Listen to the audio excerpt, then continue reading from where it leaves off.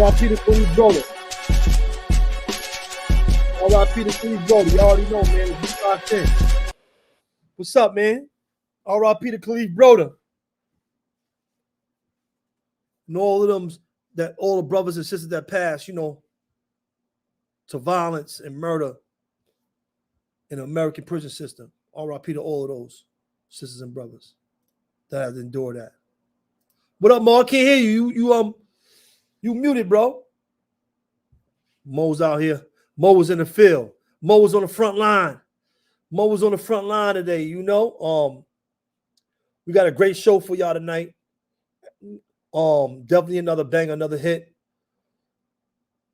We got the queen, the sister, J Renee from Prison Riot Radio pulling up to talk to us about, violence and torture in prisons and other mistreatment in prisons across America. So that's what we're going to be talking about today, specifically the Kalief Browder story, how it affected us personally while we were in prison, dealing with prison torture and violence. And J Renee is going to catch us up on what's going on now on the front lines in prison, through Prison Riot Radio. The Kalief Browder story, it's an old story, but we got to keep these names alive. We got to make sure we keep these stories alive. We got to keep this stuff out there. And we can't let these names just die in vain. He came to us and we were able to see him and his story. And it wasn't by accident that it got so big. It wasn't a mistake, That was gave to us as an example. It was given to us as something, that we can take in our lives and look at in our lives and, use for examples, the better things, the struggle for people in prison and trying to get out of prison, innocent people that's dealing with this stuff in prison. So we're going to keep, Kalief Browder's names alive and other brothers and sisters like him that's going through the same thing. So without further ado, we're going to introduce the sister, J Renee. We're going to bring her up and let you know who she is. How you doing, J Renee? Peace. What's up, brothers? Hi, everyone. Peace. How y'all doing? Let the people know who you are and what you do. Okay. I can't hear you. Muted yourself, J Renee. You just muted yourself. Okay, my bad. My name is J Renee. I'm an independent journalist. One of the platforms that I have is Prison Riot Radio, where I keep up with the things that are going on in the prisons, be it good, bad, indifferent. And, this is a topic that's right in my eyesight. It's a lot that's going on. So I definitely appreciate y'all having me. It's always a pleasure to share space with y'all. So I appreciate y'all very much. Right. And what's the name of it? Prison Riot Radio, right? Yes, Prison Riot Radio. Where is it located at? Well, we have a website, which is prisonriotradio.com, but we also, I have a lot of the broadcasts for Prison Riot Radio under my YouTube. I did put something in the chat, so if y'all click on me, you can subscribe. And the YouTube, I have all of my journalistic efforts under there, which includes Prison Riot Radio. On Instagram, prison_riot_radio.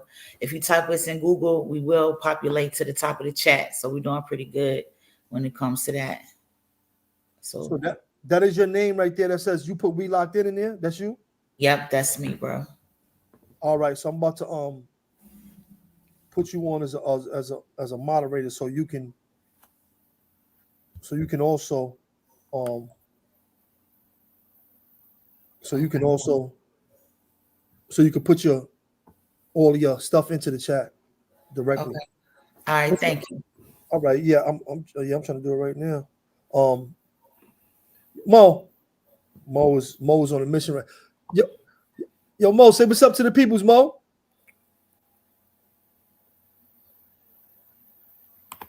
Mo going in right now.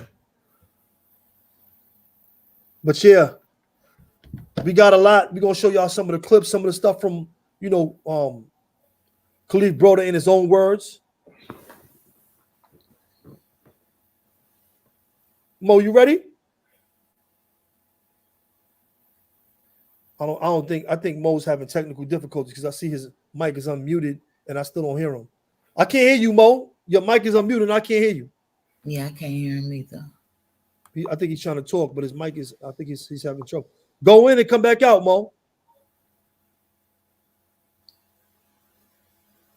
So let me let's play a clip from one of the videos. Let's share that while Mo is getting his audio together.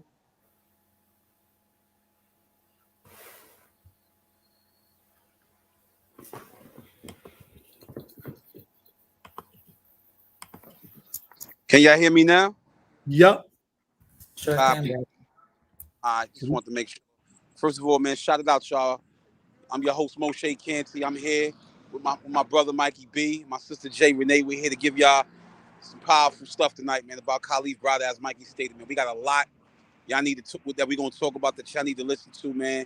So please, man, I know the Super Bowl is tomorrow, man, but tonight is also a very informative night, man. So please get some popcorn, sit back, listen, because we got some information that we want to convey to you guys that's very important. It may, while you might not think it's, it affects you, it does impact us as a people, as a community.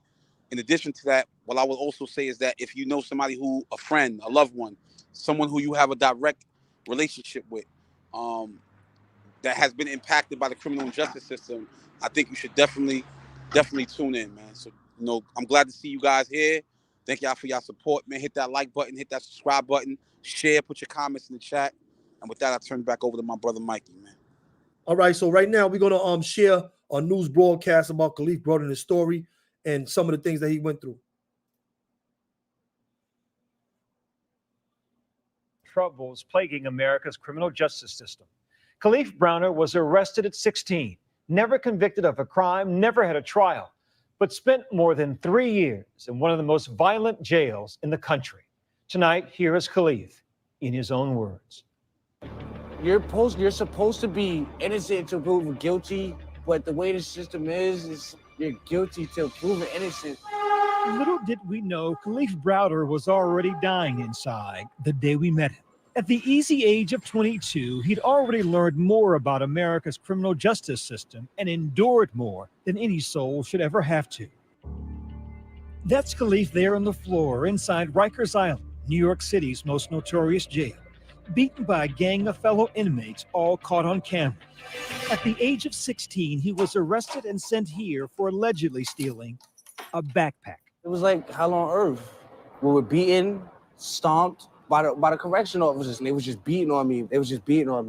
Beatings captured on surveillance video obtained by the New Yorker magazine, which first brought Kalief's story to light. In this video, we see him being escorted to the prison shower. He appears to speak to the guard, who in seconds is seen slamming him into a wall and then to the ground. And I cried myself to sleep because it's like, I want to go home, and it's like they're not letting me go home. To go home, Kalief's mother, Vanita Browder, needed to post bail of $3,000. Money, she said, she just didn't have. What was your reaction when you heard that your 16-year-old boy was being sent to Rikers Island? We can give some commentary. We can give some commentary now. I think we heard a good amount of stuff. We can get back to it. We can get back to it in a minute. So this kid is 16. He's sent to Rikers Island for stealing a backpack, never been convicted of a crime, never convicted of anything. They give him a $3,000 bail for what? 10, 20, just say 50, say $100 backpack. He got a $3,000 bail for a $100 backpack. And while in prison, he's beat by inmates and correction officers. Y'all want to speak? What you feel about this, J Renee? Unfortunate is an understatement when it begins to talk about the situation here. Not only was he abused behind bars, but before he even got there, he was abused. He was abused by the officers that decided to take him in for something that he didn't do, and abused by a system that was never made for us, but is definitely made incorrectly. Period. There are so many people that sit behind bars and they haven't even been to trial to be found guilty or not. So that is a break in the issue within itself. So the abuse that happens when it comes to being introduced to the prison system starts way before they even get to the building. I think, man, it's like this story is just like a hard story, you know. Everything like went wrong for him as far as they let him down at every turn. Every opportunity they had to help this kid change his life, to make his bid better, they failed him. That system, justice system failed him from arrest to the stay, to how he's treated, to who they put him around, right? How they are policing the housing areas. They failed at that. How staff failed in their own duties as far as dealing with inmates, conflict resolution, and not being able to be unassaultive. A lot of times they instigate these things too. If I'm not mistaken, in this particular situation with this young brother here, they were putting him in harm's way on purpose.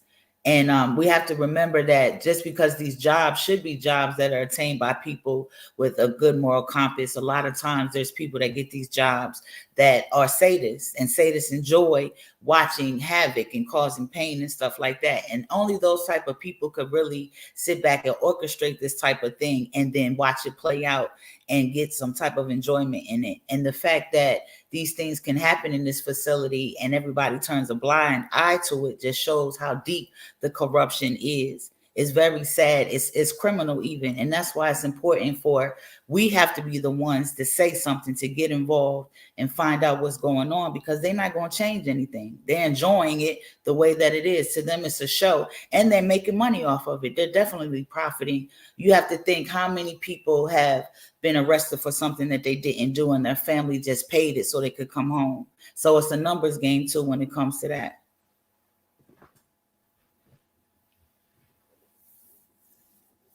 This is like this story, and Jay-Z, it got a lot of coverage.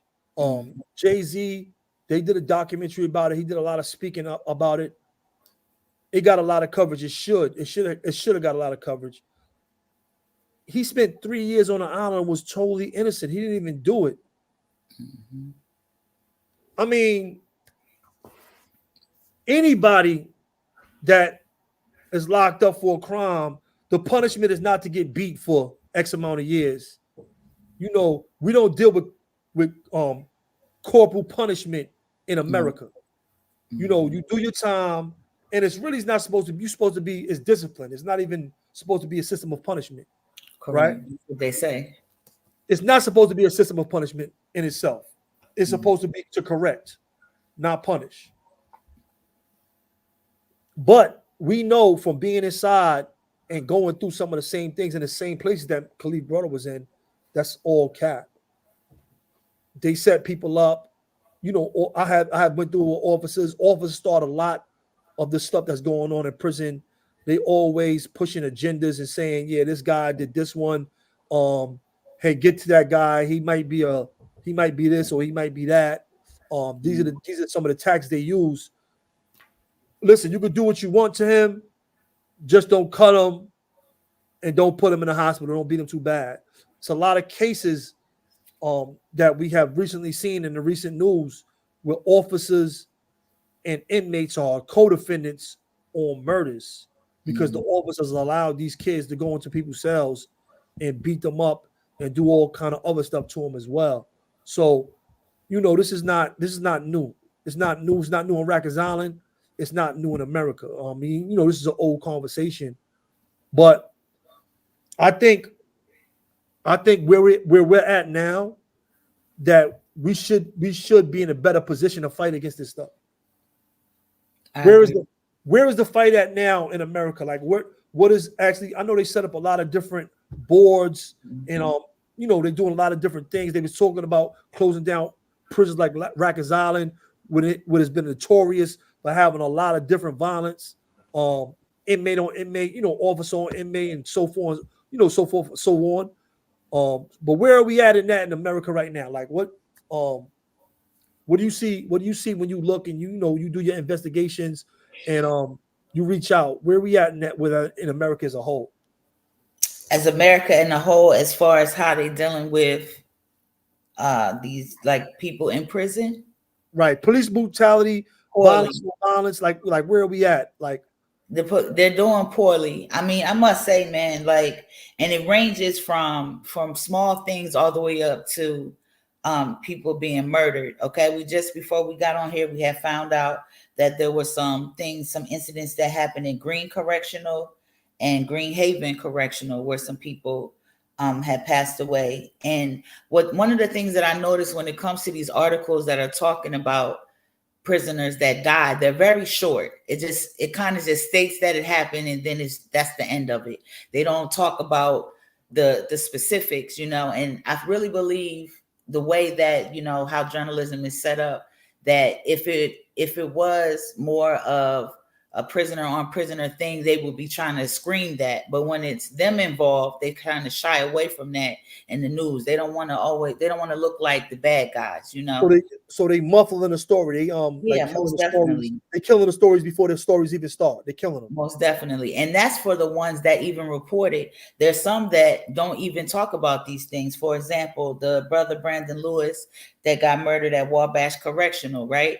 They have a thing where they always say in the newspaper when a prisoner dies, they didn't say anything about this young man.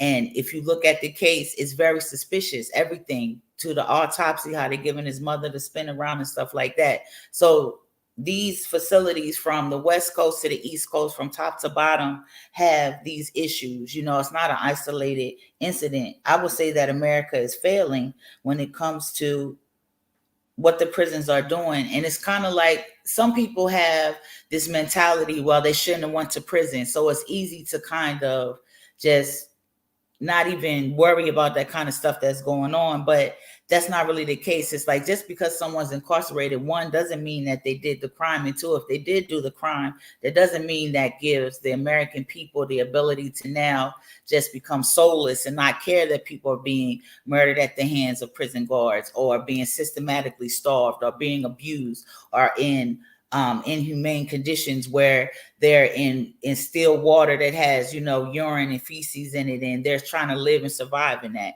That's it. Should tap into something inside of us, but so easily those that are incarcerated get discarded. That's why I always say we have to get more involved, because they're not going to fix the problem, bro. They're not fixing it. They're not trying to fix it. They're getting money, covering up their crimes, and not enough of the population is involved for it to really stop. You know what I mean? So you don't think it's being fixed at all? I feel like it's being fixed slowly, but it's only when we get involved. When like cases blow up and people know that it's going on, it puts pressure on the government and government officials and these different institutions to do something about it. But those are only the ones that we find out about. There are several that's going on that we don't know anything about. And those are the ones that fall through the crack, and it's allowed to happen.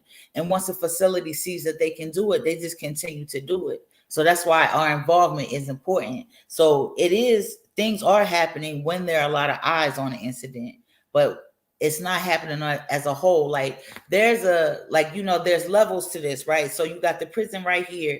There's supposed to be an entity over them that ensures that the prisons are doing what they're supposed to do, but they're corrupted. So who's checking oversight division? Right. But they themselves have corruption in it. So it's like, who's checking it?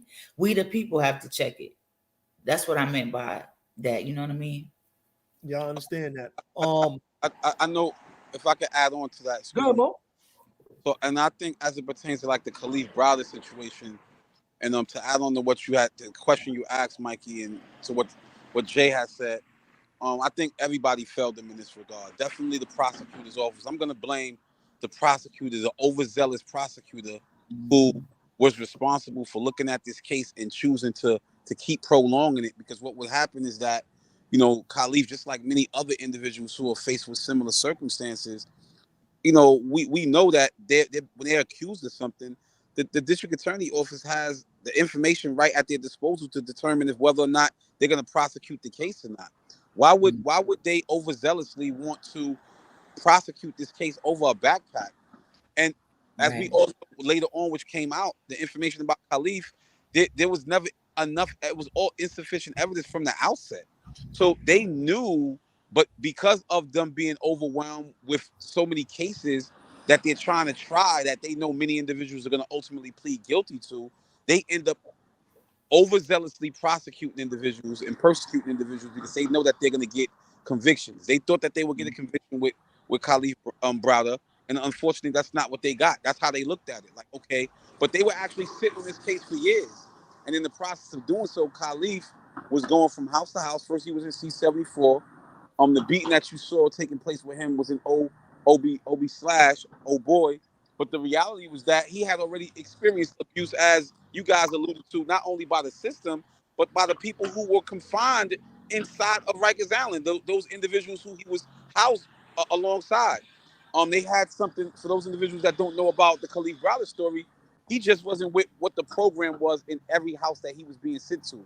So you had individuals who were running the houses, but the police was allowing them to get away with all of this type of abuse that was taking place in these dorms, in these cell blocks. When Kalief got to these dorms or these cell blocks, he wasn't with the culture. So I would look at a young Kalief Browder as being like, I mean, like a little young Damu. He was willing to stand up for what he believed in. He was not willing to be oppressed by a culture which he knew to be, illegitimate, not right and exact. And he said, I'm not going to tolerate the abuse that's going on. So when the young homies was pressing him, like, yo, you're going to be down with the program. You got to go sit in the day room. You got to go lock in. You can't get on the phone. You got to give me your commissary. The officers was turning the blind eye to this, right? He was like, I'm not with you. Right. So he experienced an abuse because he was unwilling to accept the oppression that was taking place inside of those institutions. And because of that, he got abused from one house to the next. His reputation grew. So he was the guy that everybody would basically say, yo, that guy right there is not with the program. So that's how Kalief Browder's reputation grew in the Ford building as an individual who was standing up for what was right. But because nobody else was standing up for what was right, he was ostracized. He was looked at as a pariah. And he was the stand-up little dude, little bro that was standing up for what was right and exact. And he kept being persecuted and persecuted and persecuted continuously. I can't even imagine the emotional trauma that he was going through, the physical trauma that he went through, all the abuse that he went through. But he stood firm. It's just that, unfortunately for him, when he came home and committed suicide, after he was released from Rikers Island, he came home and ultimately committed suicide. He didn't do it while he was on Rikers Island. They said he tried to commit suicide 11 times while he was on Rikers Island. He did. I was about to say he tried to commit. I didn't know the number, but he tried to commit a suicide many times, but he was unsuccessful in doing so. It wasn't until he got home and he did it in his own room in his mother's house that he ultimately committed suicide. But it goes back to that point of being the system itself, not being designed to empower us, but ultimately being designed to emasculate us at Walaikum Salam wa Rahmatullah, being designed to emasculate us at every step of the way. And that's exactly what they did to this young man. They emasculated him, and they used our own people as puppets. Both COs and those detainees are equally complicit in perpetuating the cycle of oppression, which the system has been doing to our people for years. So that's just one perspective I have on it, but that's another comment. I'm sure we're gonna build on that though. Pardon me, you guys. No, that was great. That was great, bro. I mean, you touched on a lot of. God, you wanna say something? Go ahead, J Renee. No, I was just saying brother was on point. That was it. Oh nah, definitely. I mean, that's the whole thing of this. He was a fighter. Jay-Z called him a prophet. For him, for one, you rarely see people fighting against the oppression that's in prison. It's a rare thing. People are scared to talk about it. Certain prisons, they put pressure on you. If you write this up, Atticus, the Comstocks, if you write us up, you know what's up. People are scared to write things up. People are scared to, fight against the oppression. But he was one of the people that wasn't scared to speak out and to speak back, which is a strong part of his character. And I think why his story grew so much, he would not plead guilty and be a criminal for something that he did not, for a crime that he committed. So he fought against the system. He fought against the system physically, right? Legally, He was all about the fight. He was a fighter. No matter what you could say, he fought about whatever they was trying to do to him in them housing areas, the people, the individuals, no matter how deep they was, no matter what they had, he was willing to fight. And I think that's something that we miss and our culture is missing. We succumb to all of this. Even up here on YouTube, we talk about, anybody that's talk about anything positive, you fight against us. I don't want to hear that positive stuff. We don't want to hear that. You fight against. So it's a fight to even get the word out for us to even share a video like this. This is a whole fight right here in itself. You see what I'm saying? So any type of fight for the oppression of black people is always going to pitch yourself against your own peoples. You see what I mean? Your own peoples will be some of the first people to go against you. Like, nah, listen, we on this time in here. Look at a lot of our martyred leaders. They were martyred by their own people for the most part. Government puppets and different things like that. From the Black Panthers, to the brothers in Chicago, to Malcolm. Just think about the whole line, and that's the same line that's coming down to us. We getting that same line. One thing that was strong about us is that, and when I say us, I'm talking about prisoners that came up when I came up that was above me, the homies, guards, the Muslims. What they did for me and us, what they did for us with our history is they connected us to our past and they connected all of our struggles, right? They connected us to the brothers in California that was going through the same struggle. They connected us to the Black Panthers. So I thank the homies that did that for me. Yeah, it's more of the solidarity, right? What we missed, and really all the real freedom fighters of the world were connected in some type of way. We don't know this because we don't get our real history. But Che Guevara, who was from Venezuela and overthrew Cuba, he went and taught Africans how to be a part of the revolution. You see what I'm saying? So it's been solidarity there. We just don't know about it. We weren't getting that information. This is not what they give us. It's Black History Month. You'll get Harriet Tubman. Yeah, you get the same ones that they rotate. The ones that was basically peace or a real slave, but we're not going to give you the ones that was really fighting on this American soil against us in a major way. Or if they give you a Harriet Tubman version, they're gonna give you a watered down version. They're not gonna give you that real Moses version. Right. And they're not giving you Nat Turner at all. Yeah, they're not they're not gonna talk about that. Tell you she was really about that smoke. She was on the front lines on a whole different type of time. Yes, she was. Yeah, but we suffered that. We suffered in the same place. In that picture where you see that police officer beating Kalief Browder up at, I got beat up in that same place. I got beat bad. Like if I'm telling you I'm lying, at least 15 to 20 times. I was there for 3 years. I was on Rikers Island for 3 years. I was in solitary confinement for about two and a half of those 3 years. Out of 3 years, I spent on 2.5 of those years was on solitary confinement, and during that, I was so like oppressed at that time by the police and what I went through, because I wasn't Damu at first. I wasn't blood. I wasn't gangbanging. I was just a neutral guy. I ran with some of them and I messed with them, but they were the only ones that were fighting against the oppression that I was facing. I got it on with the cops, the police, the crooked cops. They beat me up bad. They sent me to the hospital. I ended up turning Damu later after we had a big riot down there, and really they were the only ones, because the Latin Kings and what we were going through on Rikers Island and oppression with the Spanish and the blacks. I didn't really face that. I didn't get that. They didn't do anything to me, but the police did. So when I joined up, it was more so to fight against the oppression of the corrupt CEOs that was on Rikers Island. And I end up later on catching some new charges. I caught a couple of 5 flats in that fight, but that was probably had to be the worst period of my life, dealing with that oppression, that torture, because it's torture. I'm a captor. I'm in a cell all day, You have to give me my food. You have to give me my showers. You don't give them to me. Right. It's other ways of oppressing you. If you're not feeding me, all right, we're not gonna. You got to open up my slot. You have to open up to give me my food, to give me my tray. You have to take me out. Like they were taking. When you see Kalief Browder, they was taking him somewhere to do something, maybe a shower, maybe to go to a visit. You only going out that cell to do certain things where he was at. That was segregation. That was special housing unit that he was in when that officer threw him on the floor. I've been there. That's why I turned in that area is where I turned blood at. For specifically against what was going on there, and the only ones that was putting up a real fight on it was the Damos. Just being honest. They definitely got the psychological torture too, not letting you shower, messing around with your food, messing around with your like visitation schedules and stuff like that. I know they got some that'll just try to keep you up all night and not let you get no rest. All of that.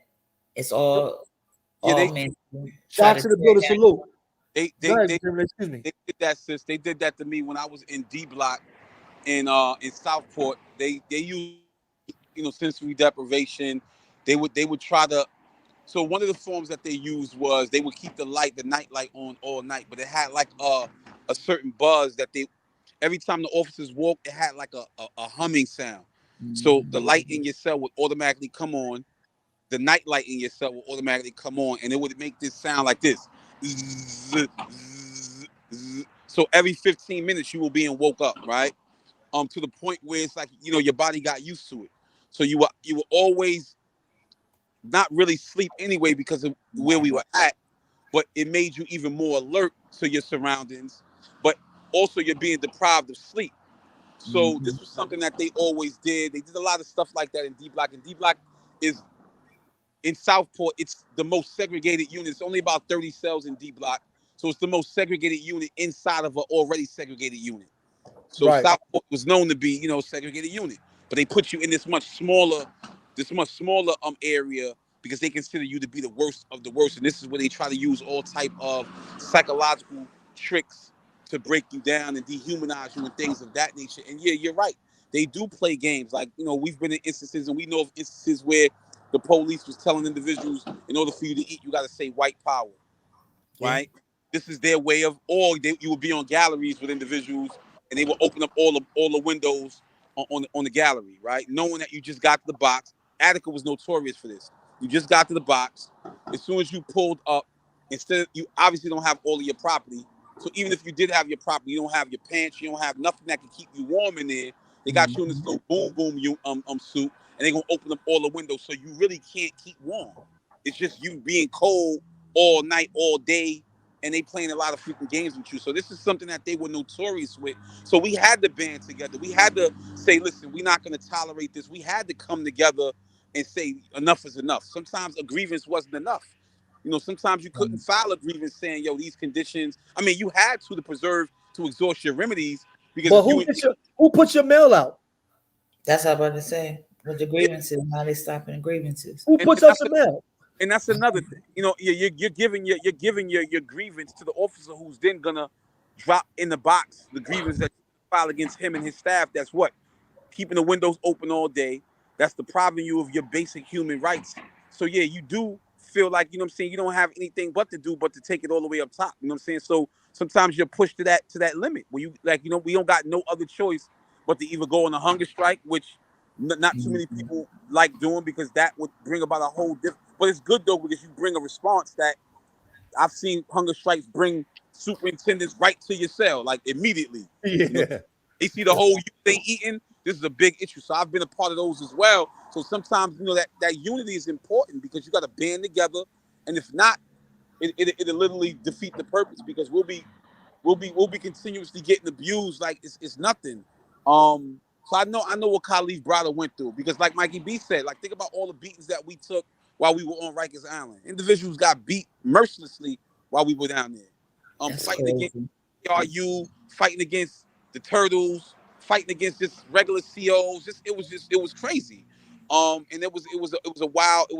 And those was black COs or so-called Latino officers. For the most individual. part, you have white ones though too, but not as much as upstate. They be worse sometimes. I'm not. Yeah. I mean, they beat me in a cell for an hour straight, cuffed, straight. Yeah, they did that to me. Spit on me, cuffed. Left me in the cell. Come back later. Get tired. Come back. And do it again. That's you crazy. want to control. They did that to me in Clinton. They did that to me in Clinton and Auburn. They want kept to control. There's nothing they can do. I was cuffed for like 6 hours in Auburn to the point where I lost complete numb. Like my whole, it was nothing there. I had nothing there. My hands were completely numb. Till this day, I still have those feelings of numbness. Till this day, that I know exactly what you're talking about, Mikey. That was the worst beating I ever took in my life. But that's the norm. Wow. That's the norm. And I know, J Renee, you can speak to a lot of, I know you're on the front line and speak to some of what I know you just recently reached out to me and you sent me something about a young lady who was sexually abused by 2 male officers. Speak to that. What was that about? Like, what's going on with that? So that sister is Brittany Martin. She's someone that shouldn't even be incarcerated right now. She was incarcerated for some of the things that she said while she was protesting. She didn't threaten anyone or anything like that. They gave her 4.5 years. We know that it was because of her efforts in the community that, they did this to her. But what you mean efforts in the community? So she's an activist, super activist. She was doing this down in South Carolina. Before she was incarcerated. She was very big in the fight against police brutality and things like that. And of course, they didn't like that. So when they had an opportunity to slam her, they did. And they gave her 4.5 years they said that she was trying to incite a riot, but she wasn't. That definitely wasn't the case. But they moved her from South Carolina up to Illinois, which is where she's originally from. However, in the facility that she's in up there, 2 guards approached her and they began to sexually assault her by touching on her breast, her private parts, telling her, excuse my language, you're our nigger bitch and stuff like that, and just pretty much violated her. And they're getting away with it. There's been calls that's been made up to the prison, of course. The warden always says, I'm going to look into it. We know how far that goes. And they have different systems where you can call and report this sexual assault. But this happened to her and she's not well, as you can imagine. She still sees these guards. They've gotten away with it. So, of course, it's heightened, just having to walk on eggshells. She feels like she could be violated at any time. So that's something that happened in Illinois. And with our women, there's an extra step of things that can happen to us. You got the physical abuse, emotional abuse and stuff like that. But when it comes to women that are incarcerated, it's that extra level that can happen. And that's some of the things that happen to us, to the women. It's another young lady. Her name's Atia. She reached out from California. She was physically abused by 2 male guards. And she still has the scars on her wrist from the cuffs, and she still has issues from them. Like, she has issues where sometimes she can't really use her hands properly because of the pain, and nothing happened to these guards either. So that's when it comes to the women. I have other things listed, of course, but the women having to deal with men guards, and she said it's usually the men guards that physically assault the women. It's not even the other female guards that are doing it, but they're watching it happen and nobody's saying anything. So that's just as bad as doing the crime, But that's some of the things that's going on with the women. And with the men, I have countless facilities on this list. We can get into that as the show goes, that are systematically starving people, that are physically abusing people, that are messing with them as far as sleep deprivation, unhygienic things, messing with their medical aid. We got the brother Kevin Rashid Johnson. They are trying to kill him by not giving him his medical aid that he needs. He has cancer, you know what I mean? He's trying to deal with that. They're trying to let him die slowly. Him and some brothers up there at Red Onion have been on hunger strike since the end of December. They're still doing that, The solitary confinement up at Camp Hill in Pennsylvania, they were being systematically starved. they all stood together, and the one that orchestrated it all, they made sure they moved him. So now we're trying to figure out where they're going to put him. So they continue to let these things happen and try to cover their crimes, bro. That's why I'm saying we have to get eyes on it and put it out there and get involved. Right, sis. Right. I'm gonna go get my charger right quick. I'll be right back. Okay. All right.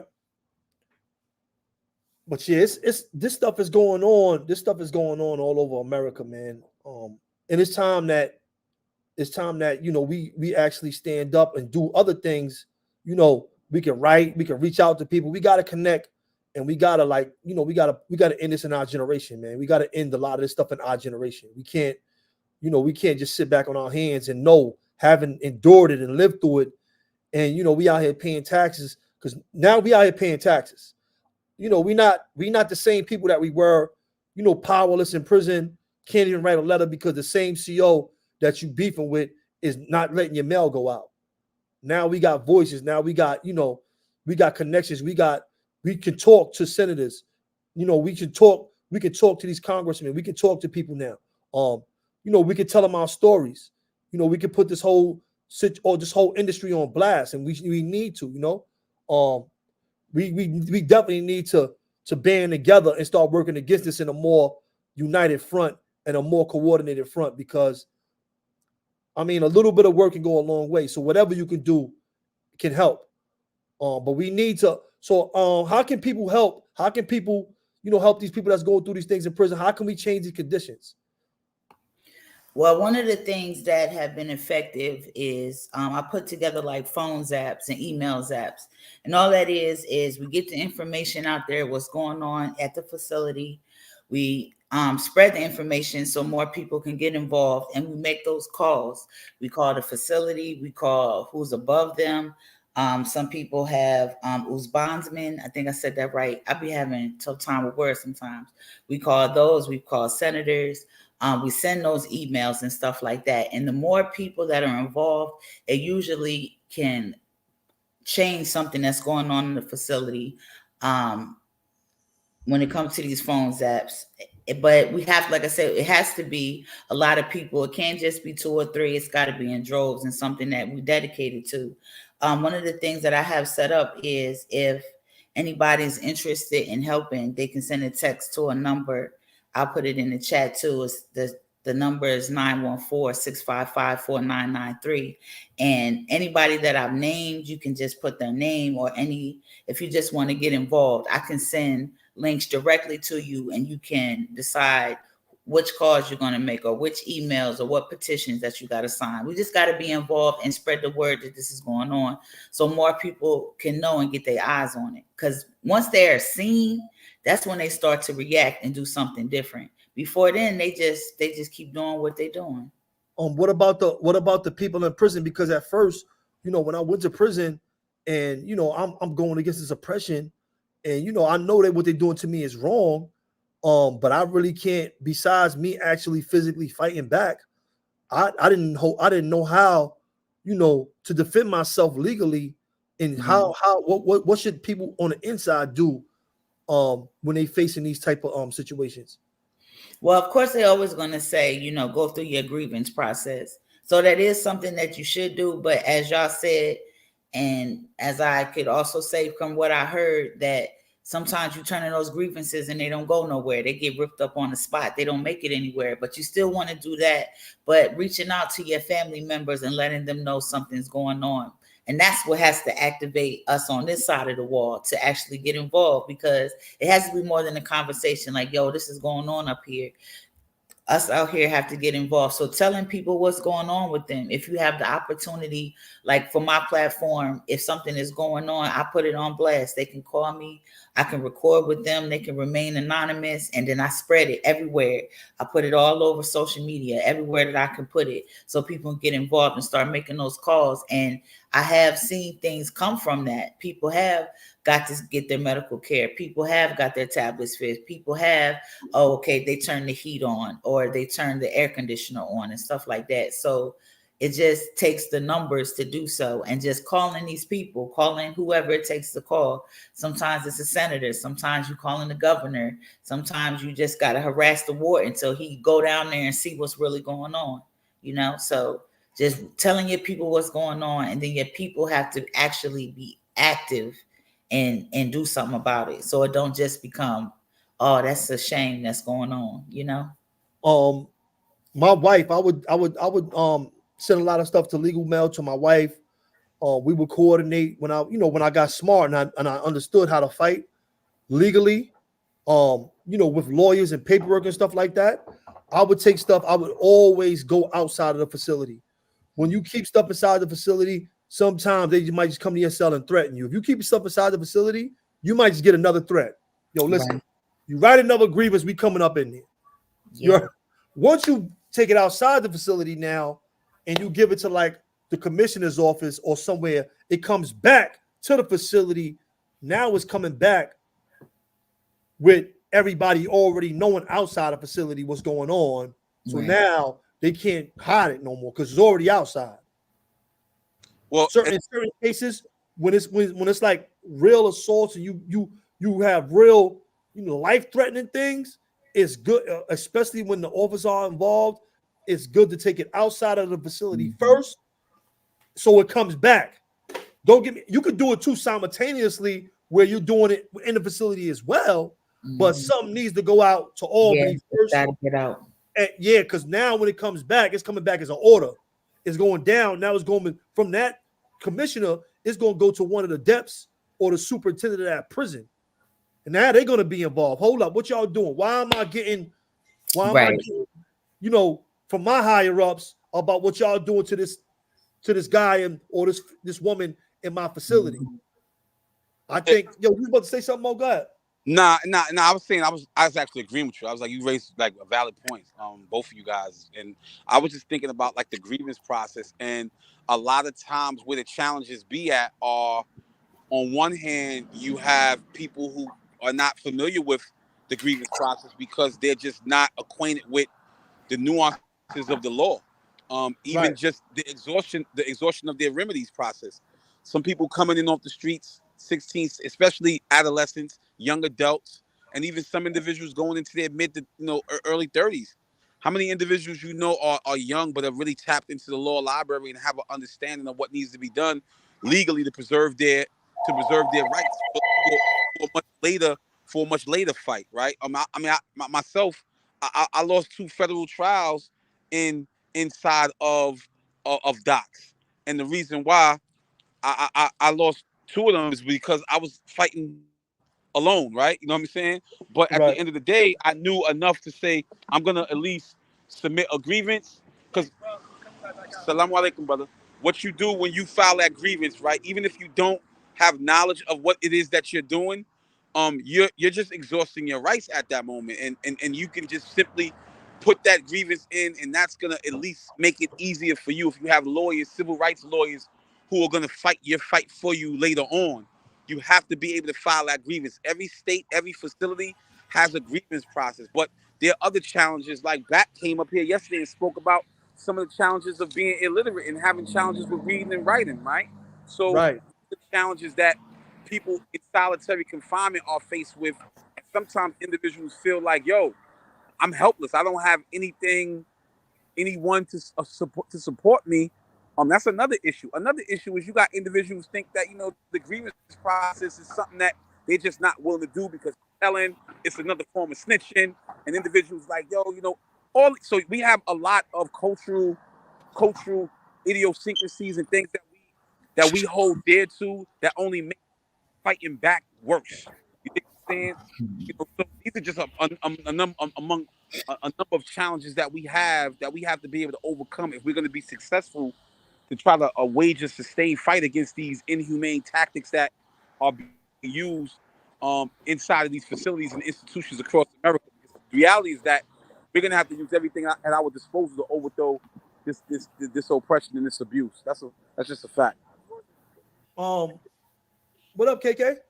What's up, KK? What's happening? How y'all feeling? Salute. Just Salute. I didn't even realize y'all was on. I say it ain't even 8 o'clock yet. Oh wow, you thought he was going to the 8? Yeah, man, but I'm not gonna.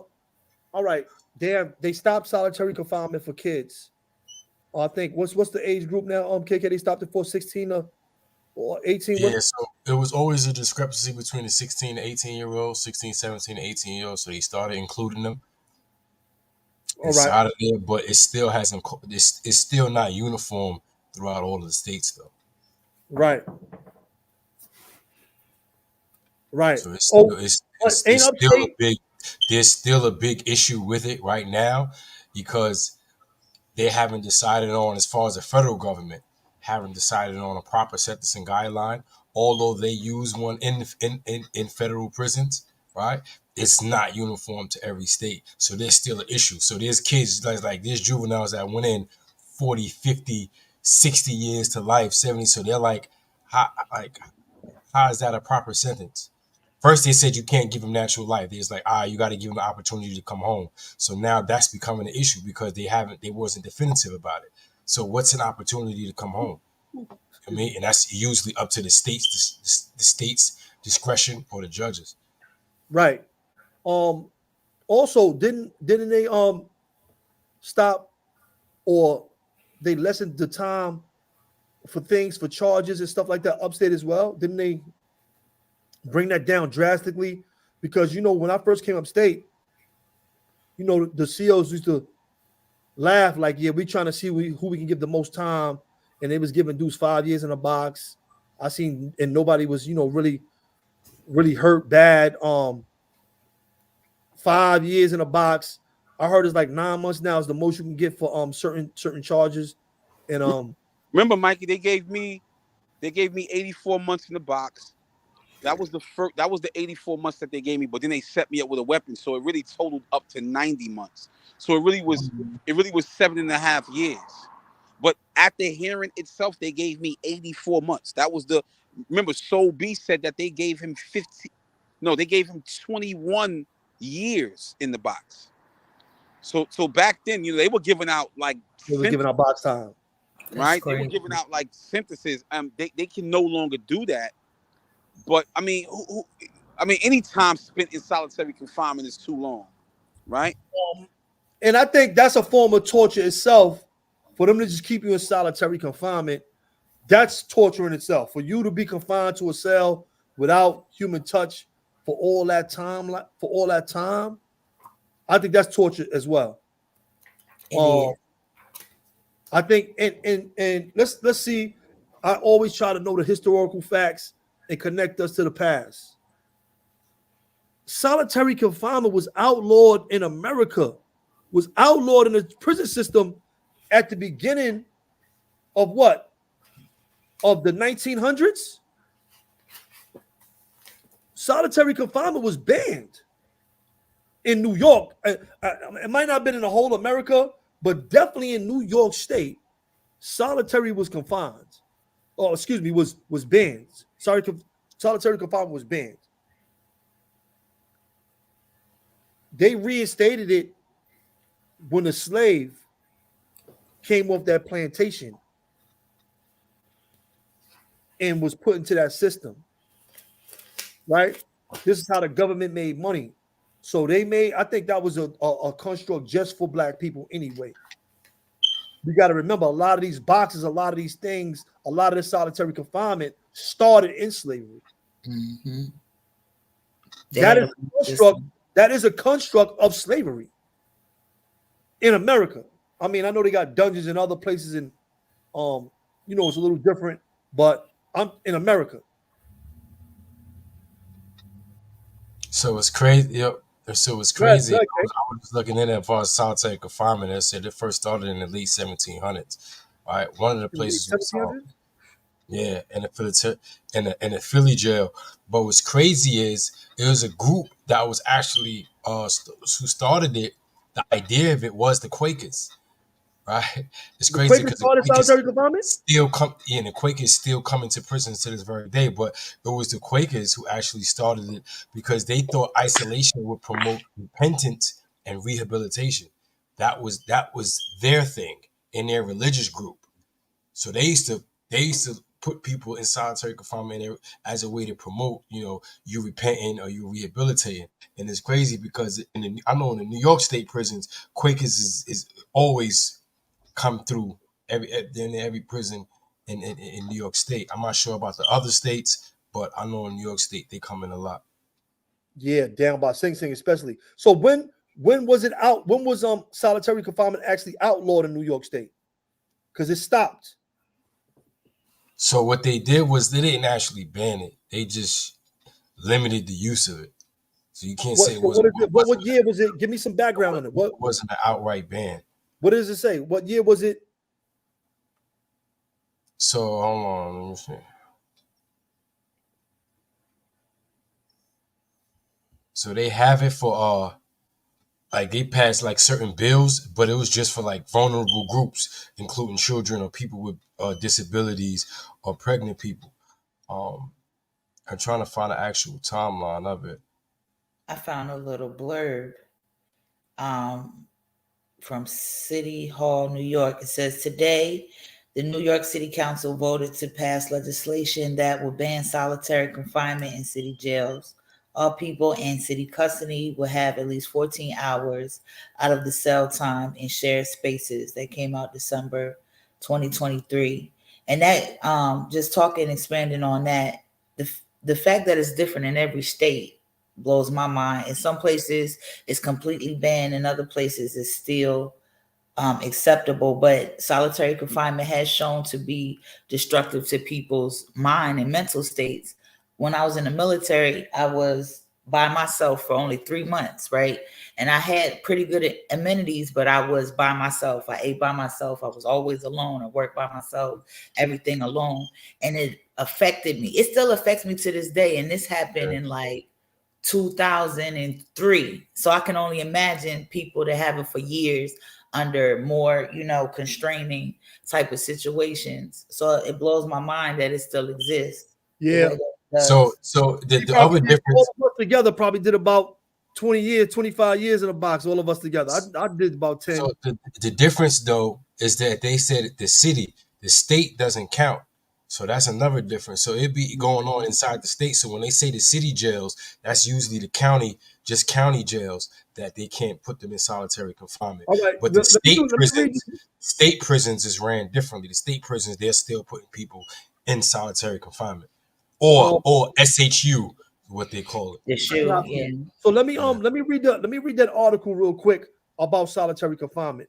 I'll say solitary confinement first arose in the United States in the 1700s among religious groups like the Quakers, who thought isolation of Bible with a Bible would lead to repentance and rehabilitation.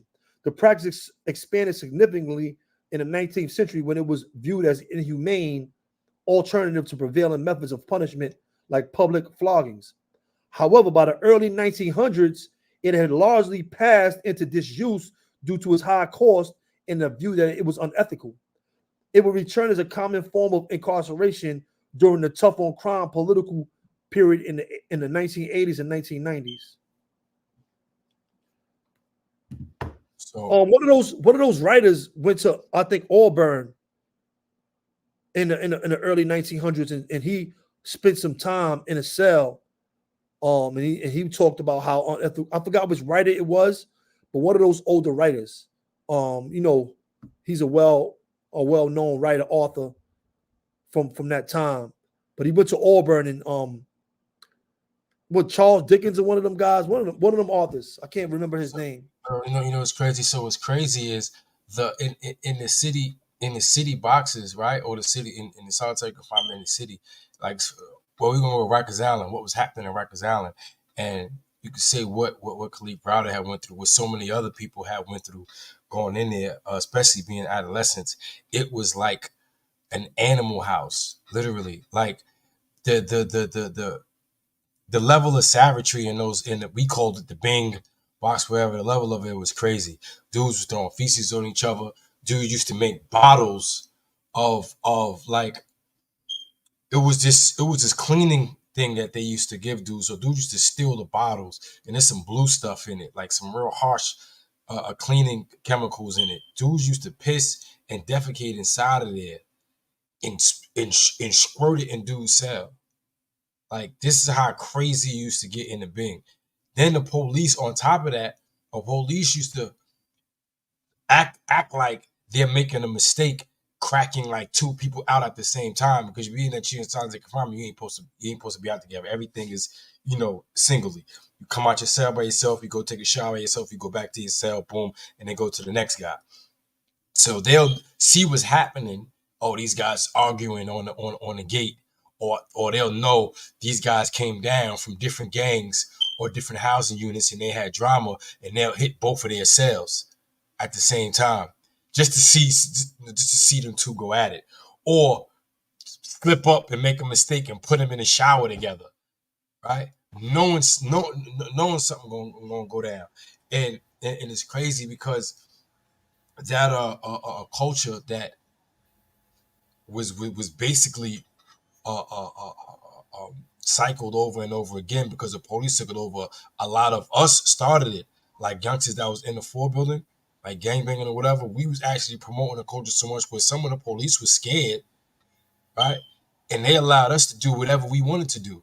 Like I went to the Bing, like for instance, like I went to the Bing one time, and just because they knew like my reputation, whatever, I can keep it calm, they would let me out my cell. They're not supposed to, but they would let me out my cell to be like the porter. So the porter's like the cleanup guy.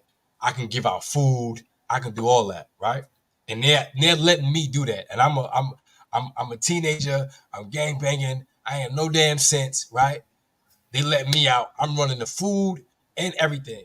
So I'm walking up and down the company. So guys that's down there, like I was, like me personally, like I was violating. Police are not gonna do nothing.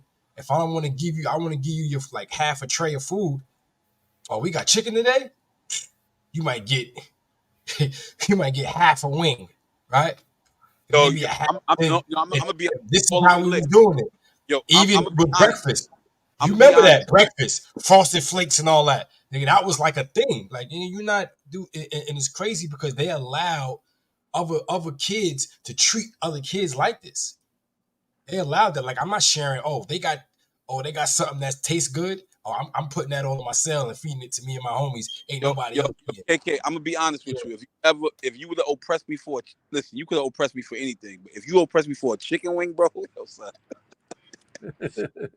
I would have chicken day. You might have got half a leg. Chicken. Not a half a wing. Listen, a half a wing. That caused Bird. Listen, that caused problem because you had kids that who wouldn't stand for it. That wasn't a part of nothing. But it's like, yo, bro, how you not gonna feed me? I know what I'm supposed to get, and that'll cause another beef in and of itself. But being that the police done gave this other kid so much power, and he's just thinking like, I can do whatever I want. You ain't gonna do nothing. You just gotta live. Are we gonna keep playing that Kalief Browder video? Yeah, we'll play some more in a second. We'll get back into that. I just want to touch on this thing before we get back into it. Okay. Charles Dickens, British author. He's the one that visited a Philadelphia prison at that time in the early 1900s. And what he had to say was, to Dickens, this approach was immeasurably worse than any torture of the body. According to him, there is a depth of terrible endurance in which none but the sufferers themselves can fathom, in which no man has a right to inflict upon his fellow creature. They said when they tested solitary confinement, people was dying, committed suicide, and this is when they first started just doing tests on solitary confinement. Some people just went back, a couple people went back and started still committing the same crime. So it never helped anyone. It never helped anyone. But that's solitary confinement in America, man. There's a bunch of stuff going on. But let's get back into the to the tape. His mom's mother's.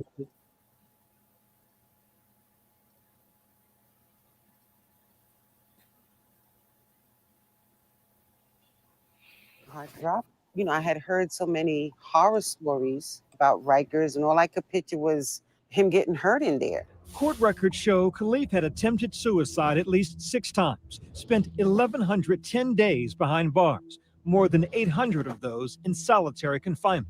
His court date postponed more than 30 times. He endured all this having never been given a trial, never convicted of a crime. Finally, in June of 2013, all charges against Kalief were dismissed. But his experience exposed a troubled criminal justice system and the brutality of life behind bars. I think at some point, almost a reckless disregard by the prosecutors in this case. They didn't care, Byron.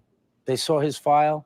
They saw that he was in jail, and he'd probably take a plea, and they were hoping he'd take a plea. The judge told me that if I plead guilty, I would release from jail that same day, but I didn't do it. You're not gonna make me say I did something just so I could go home. When we first met him November of last year, he was doing better, he said.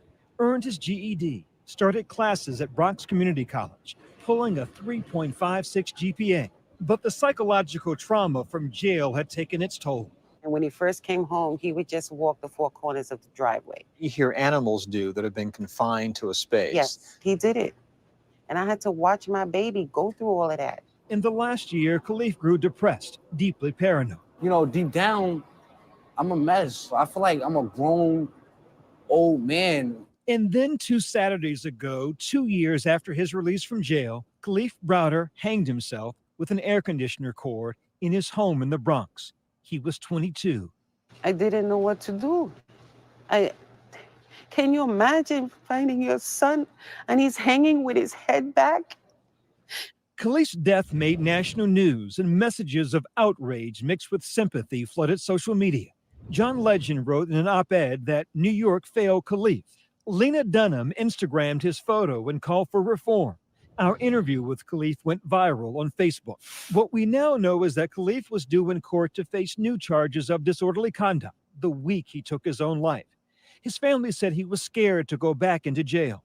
By now, the beatings he endured in Rikers had been seen millions of times online. What did Rikers do to your son? It destroyed him.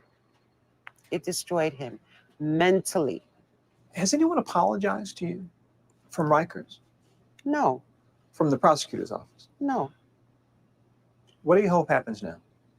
I want them to be responsible, to admit that it was their fault that my son is dead.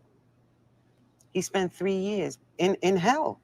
It sounds like you're in that hell now. I will be in hell until the day I die because I found my son hanging.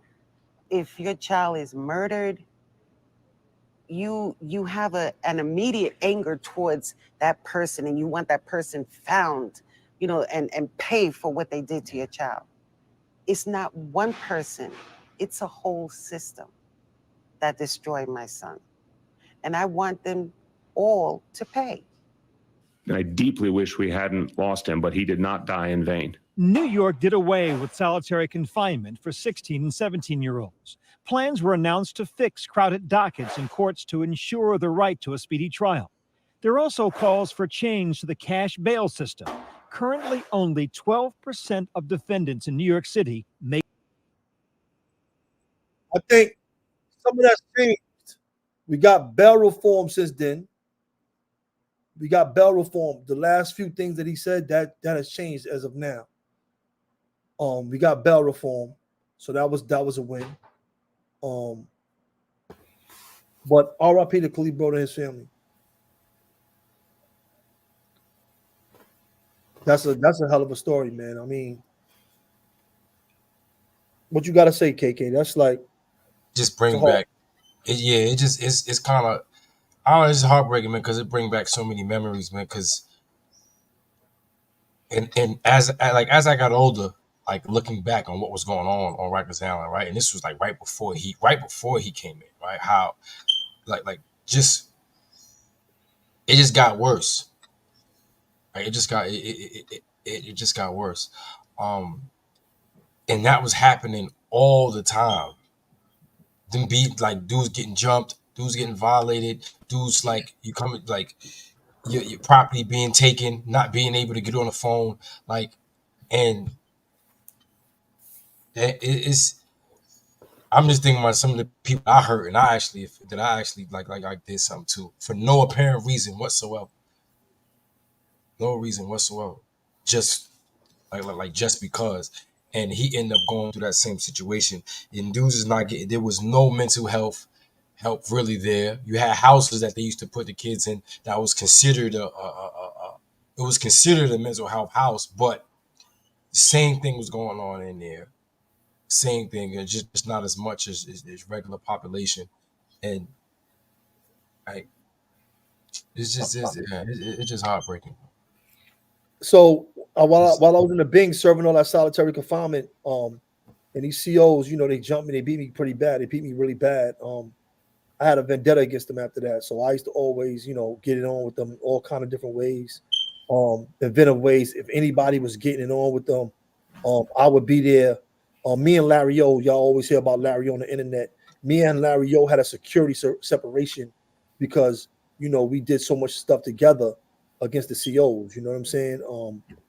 And it got so bad that they used to come and search my cell, and it was more further torture. So, all the fighting back I was doing, because I only did stuff to corrupt people, the corrupt officers that were, doing the stuff to us. If you did something to us and I seen you do it, then I was catching you. When I got the opportunity to get near you, then I'm getting with you. That's how I was on it. But that's all I knew at the time. I didn't really know how to grieve it. I didn't have no education at the time. All I knew is how to fight back. It's fight. That's all I knew how to do. And I was pretty good at it. So, it was like so much that it was a lot. It was a lot. And when I say a lot, for like 3 years, it was a lot. So the officers would come to my cell. This is when, ERU, the emergency response unit, would come to my cell 3 times a day. They would come search my cell 3 times a day to make sure I wasn't doing anything. But that was a part of the torture. So now we're going to come and disturb your peace. You can't read. Put these cuffs on. Come out your cell. We're going to search. Throw your stuff around. Some of the officers, black officers, would tell me, you got all the books, man. You need to be studying these books and try to give me information. But for the most part, it was a terror tactic to like keep me in line. But it was a torture tactic. I would just leave all my stuff, scattered out on the floor, and they would just come and just go through it. I'll have my bed up there, and I'll just have everything scattered because I know 3 times a day they're coming to,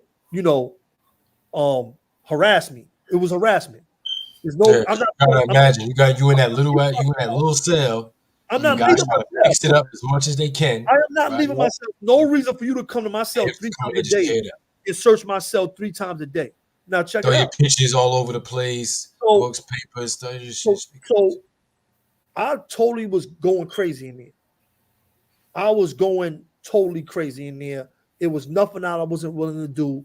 I was catching all kind of new charges. I caught a lot of different assaults on inmates and officers. It wasn't just, so now I'm mentally deteriorate. I was excuse me.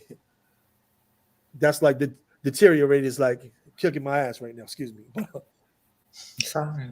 But I mentally deteriorated at that time. So the officers, they seen it. So I had a lieutenant. I had one of the big deps come to me, pull me out of my cell and talk to me. He said, "Yeah." He said, "Since this time when you had this incident right here, because before that I never had an assault. I did a whole prison bid and I didn't have no assaults on the officers. You see what I'm saying? I did a time. That was my second time in prison when he assaulted me like that. But he was like, you had all these different assaults since that period, and before that you didn't have any, right? So he said, we want you to talk to this psych." So they gave me after all this time now, they're giving me the opportunity to talk to a psych. So they're like, "Yo, we want you to talk to this psych. We want to get you some counseling." I didn't even, it came out of nowhere. But at that time, being Damu, we couldn't do any of that. Any MO stuff, like if you're trying to play crazy, because they were like, "Yo, we got to get you out of this situation, out of this Bing, because somebody is gonna seriously die or get really hurt." I end up getting hurt later, or the officers end up getting hurt later too after this incident, because it was really that far where they pulled me out because they seen and let me tell you something. They only came to me because I was like one of the worst dudes down there on Rikers Island at the time.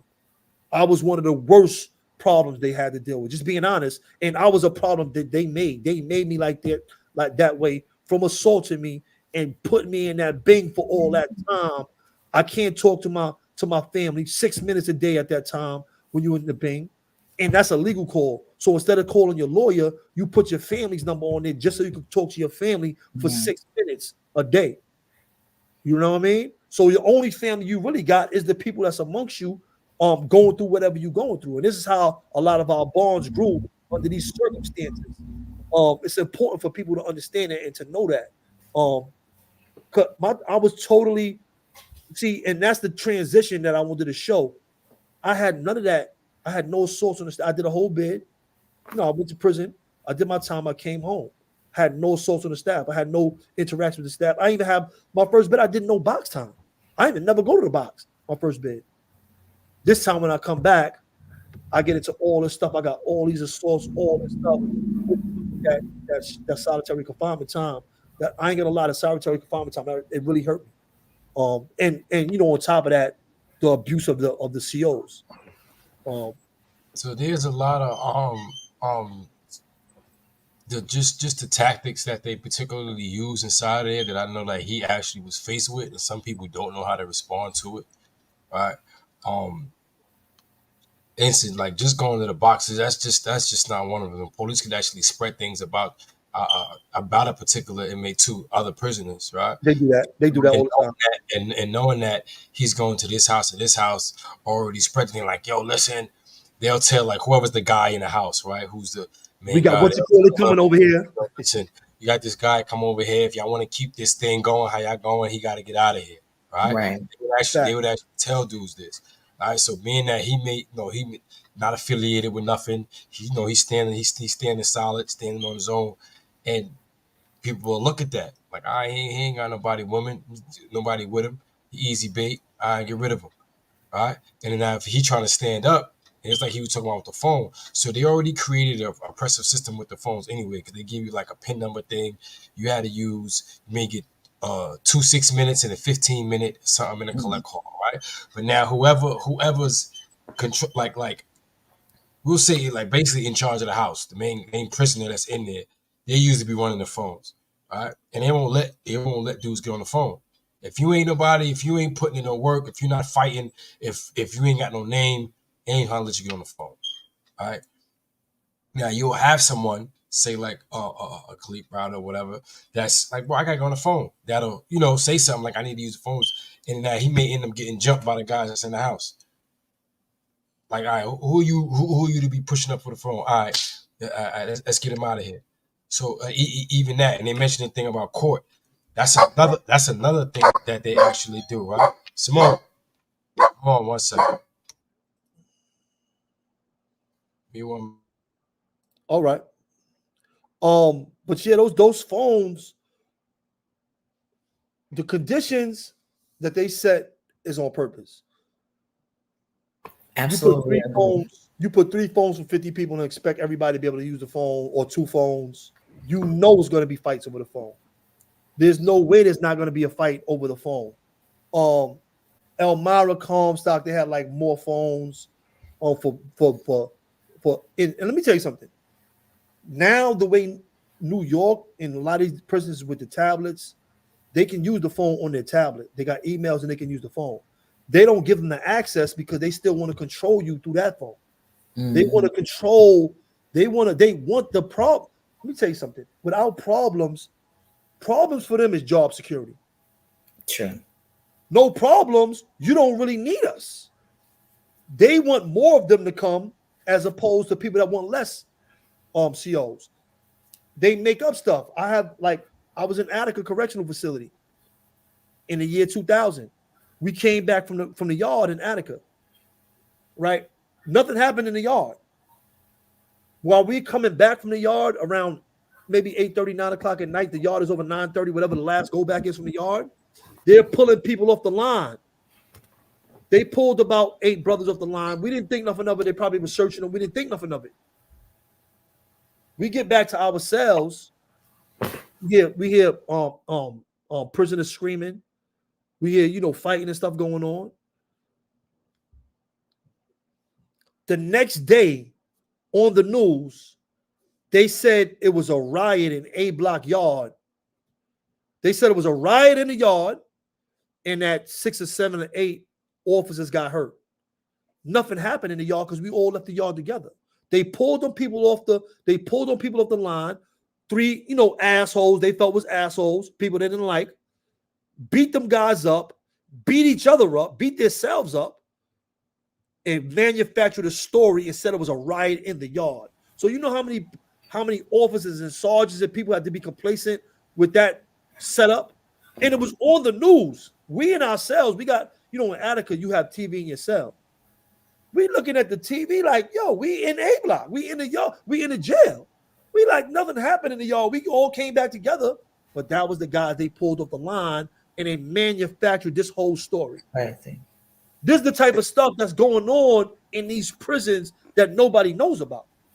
And that's Mikey, that's so true, because nobody knows about these. Then stories. they use that. Can you guys hear me? Yeah, we hear you. We hear you, bro. Okay, now I didn't know if you could hear me. Pardon me.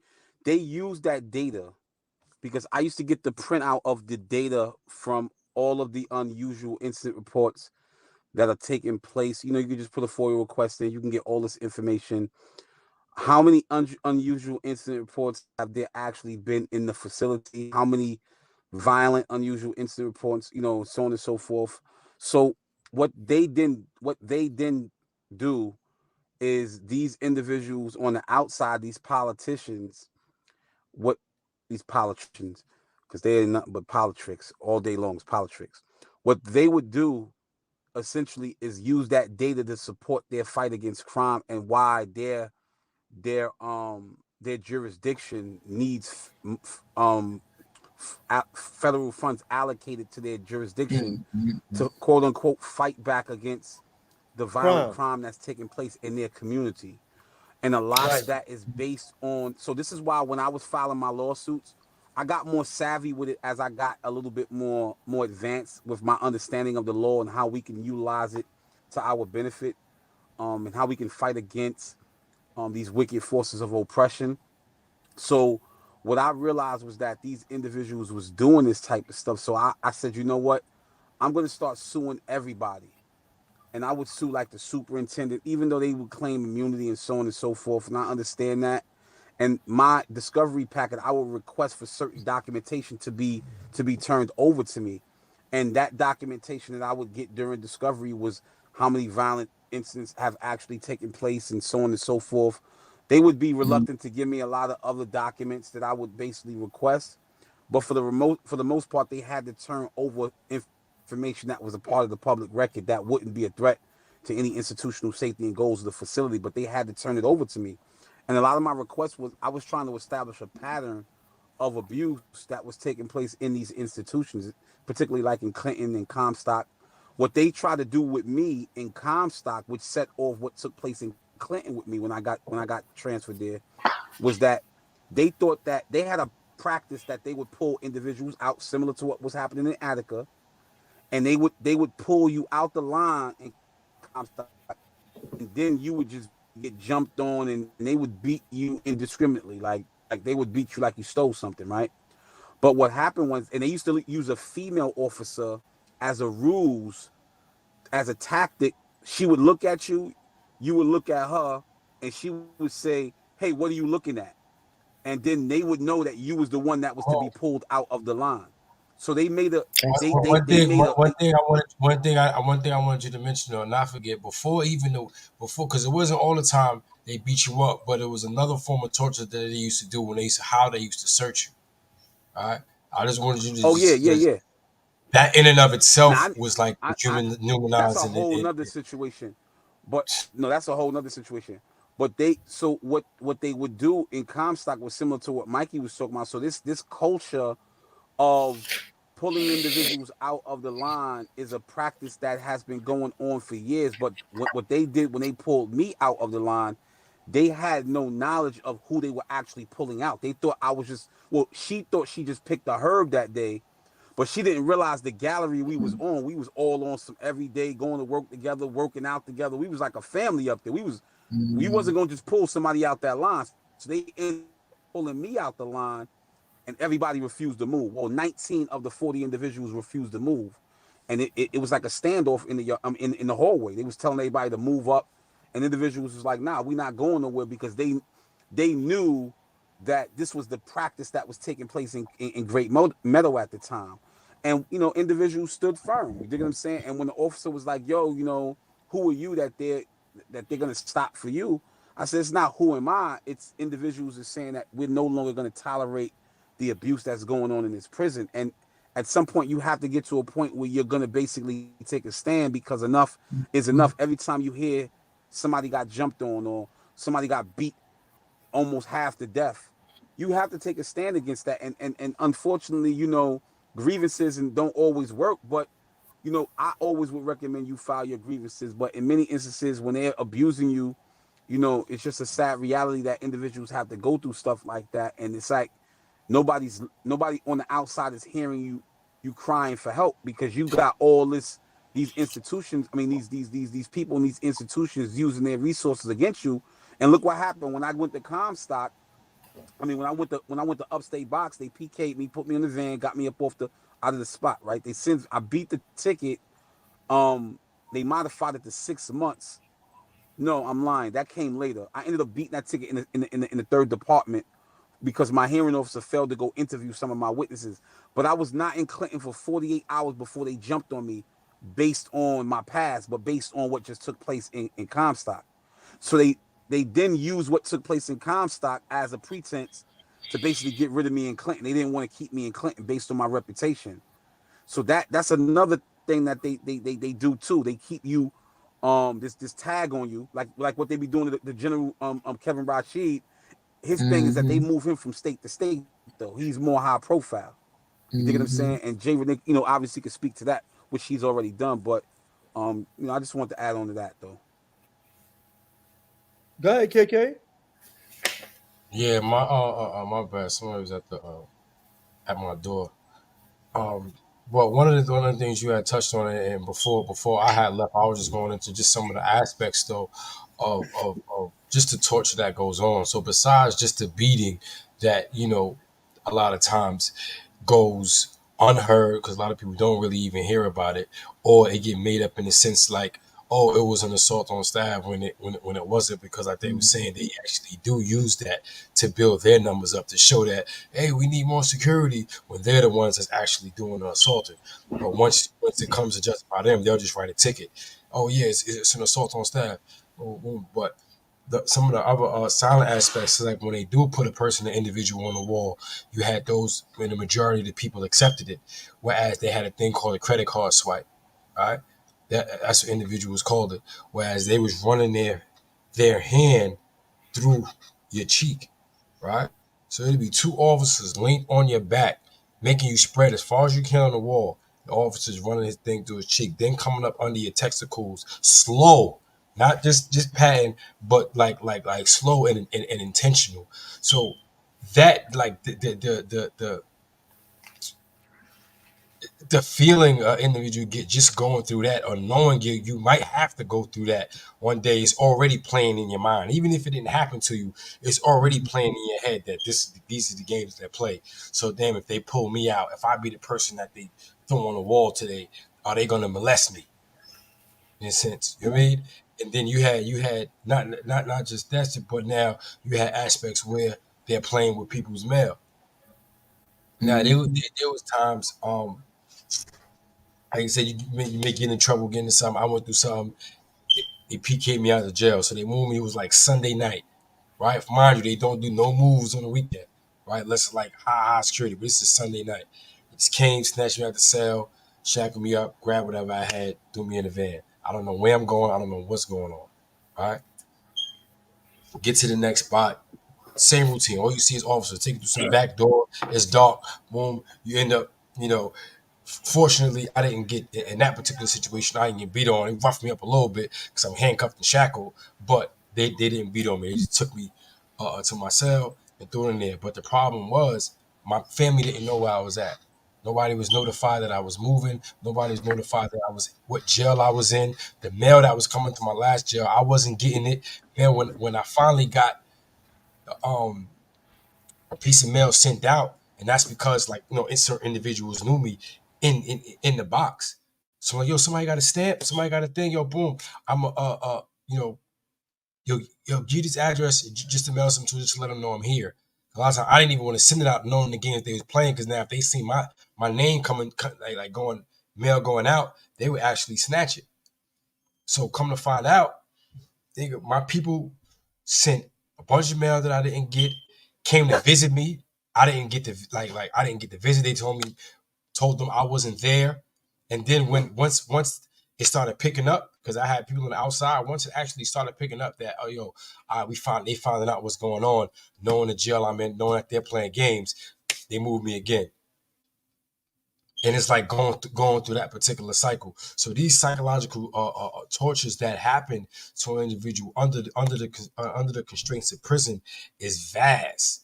So it don't like what Kalief Browder was going through, and this is what I'm trying to get people to understand. It wasn't just yes, you may get into a fight, or guys jump you. It's just a daily thing, every day, all day. It's just little aspects that they're playing with you, picking at you on stuff, and you're trying your best to either hold firm or keep your sanity, but it's just like something else. So it's either you turn into an actual savage, you know what I mean, and you actually, or what they would actually deem a savage, but when you're really just standing up for your rights. But you standing up would cause you to have to fight against the police, fight other prisoners, right? It would cause you to seem like you're being violent or whatever, because they violate you on every turn. Every turn. Yeah, agreed. You're right about that, and that's pretty much what Kalief Browder and many individuals like him endure, like what we've endured when we were under those circumstances. We had to continuously fight back against all forms of oppression and abuse. And like you said, the psychological torment, the emotional torment of not knowing what to expect even before it happens is in it of itself a level of stress, and it brings about a high level of anxiety that can cause you a lot of health related issues that can bring about your demise. Like I remember feeling the same way you described, KK. Like, yo, I mean, they never did the credit card swipe on me. And I'm not gonna say what I would have done had they done that. I'm not gonna say that because obviously, it's things we just can't say. But those that know. You know what I'm saying?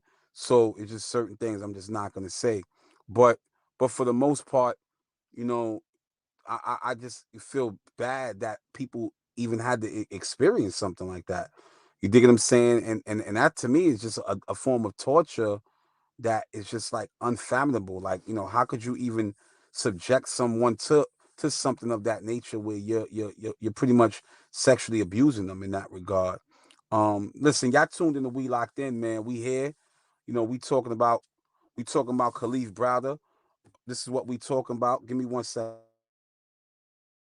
Yeah, prison torture, Rikers Island, what's going on in America as far as just the whole prison industrial complex, and how our people are just getting violated, man, in an enormous rate. And it's not just Kalief, but his story had made, big headlines. People, there was a book just put out about him and 20 other individuals who was falsely accused and went through did an exorbitant amount of time in prison. And it's like, this keeps happening. I mean, and not only does it keep happening, but it's like, all right, when will things change? I mean, like when will it stop? Because like now, like even us, we don't speak on it as much, but the traumas and everything that we actually Yo, went through, the yo, torture pardon me, that y'all. we They just actually told me went that through. prayers in. I'm You know, walking in the mosque to offer prayer, man. all Assalamu right, alaikum. I'm gonna call y'all back. Waalaikum Go ahead, please, salam y'all. wa rahmatullahi. So these it's just a way we gotta figure out a way to how to actually combat it, because it's just ongoing. It's just ongoing. Stuff is happening in the streets outright. Police is abusing people. I just seen a story where these officers took a female and her family, they were just parked up, took her out her car, threw them all on the floor, cuffed the kids, cuffed her, everything, right? And they didn't know what was going on. It was just violating. She told them the whole time. And it's these type of, things that continues to happen that we have to speak out against. Not just speak out against, but do something about. And they was wrong. She ended up getting some money behind the situation, but it's just the fact of the trauma that was caused to those kids. Right. Money don't take the trauma away. Yeah. But that's how one of the ways of us to combat it is for us to come out here and talk about it. Teach people how to combat it, because people taught me. Or like you were saying, people fighting physically because they don't know the way to combat the torture, right? Once I learned, because let me tell you something. When you fight prison torture or prison violence with more violence, all it does is tighten your own cuffs. Yeah. The chains they put on you, they want you to react that way, because now they can say, hey, this guy, he's this, person is a sort of criminal, and it's just what he does. We didn't do anything to this guy, and he just, came at us and did this stuff. And you might have a record, even like in Kalief Browder's case, you're guilty until you proven innocent. You already in here for doing something. We don't know if that's true or not, but you in here for something, and you here, so you this criminal. Oh, you just reminded me of something too. But once I learned how to combat them legally and with the pen, fight was over. Because I'm not gonna allow you. For one, I'm not gonna do what you do, because I know better now. Two, I'm not gonna allow you to give me more time in here. I'm going home to my family. That's the whole object, is to get out of prison. Three, though, I'm wiser now. I know how to use the apparatus that's set in place to fight this corruption. There's things set in place in these communities, they're just not working well. We have to make sure, we have to hold them to account. There's things already set up to address these assaults, to address this stuff that's violence and this torture that's going on in prison. We just don't know how to use it. I learned how to use it late in my bed. I'm just being honest. I learned how to use it late. But once I did learn how to use it, I got my family involved. I got my wife involved. I got everybody involved. I was typing about a typewriter in my cell. I was typing up my own briefs. I was reaching out to prisoners' legal service. They was assisting me in my fight against the stuff. Officers saying, yo, he did this, he did that, trying to start stuff. The officers be the main ones that's a lot of the nonsense that's going on. They're the ones that's mixing these pots. They are the ones that's like, they could change the conditions, but they make the conditions so it could be the most violent. They know when people got beef. They know what's going on. They can change it. They can stop it. They don't want to stop it. They want to magnify it, because now they can say, yo, we got this need.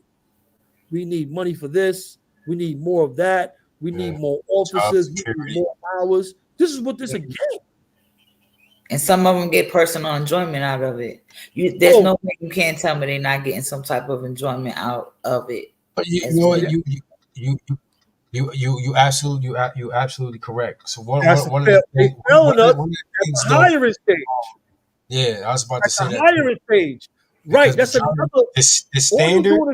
Another area where they're feeling at. With them not really doing the right. What's the word when you pick at jurors and they like, nah, no good. They're not what? Sequester? No, not sequester. No, that's after. The people they're picking, how they pick the people, the training. Because let me tell you something. Sometimes when these things happen and they get big public national news, they start training them.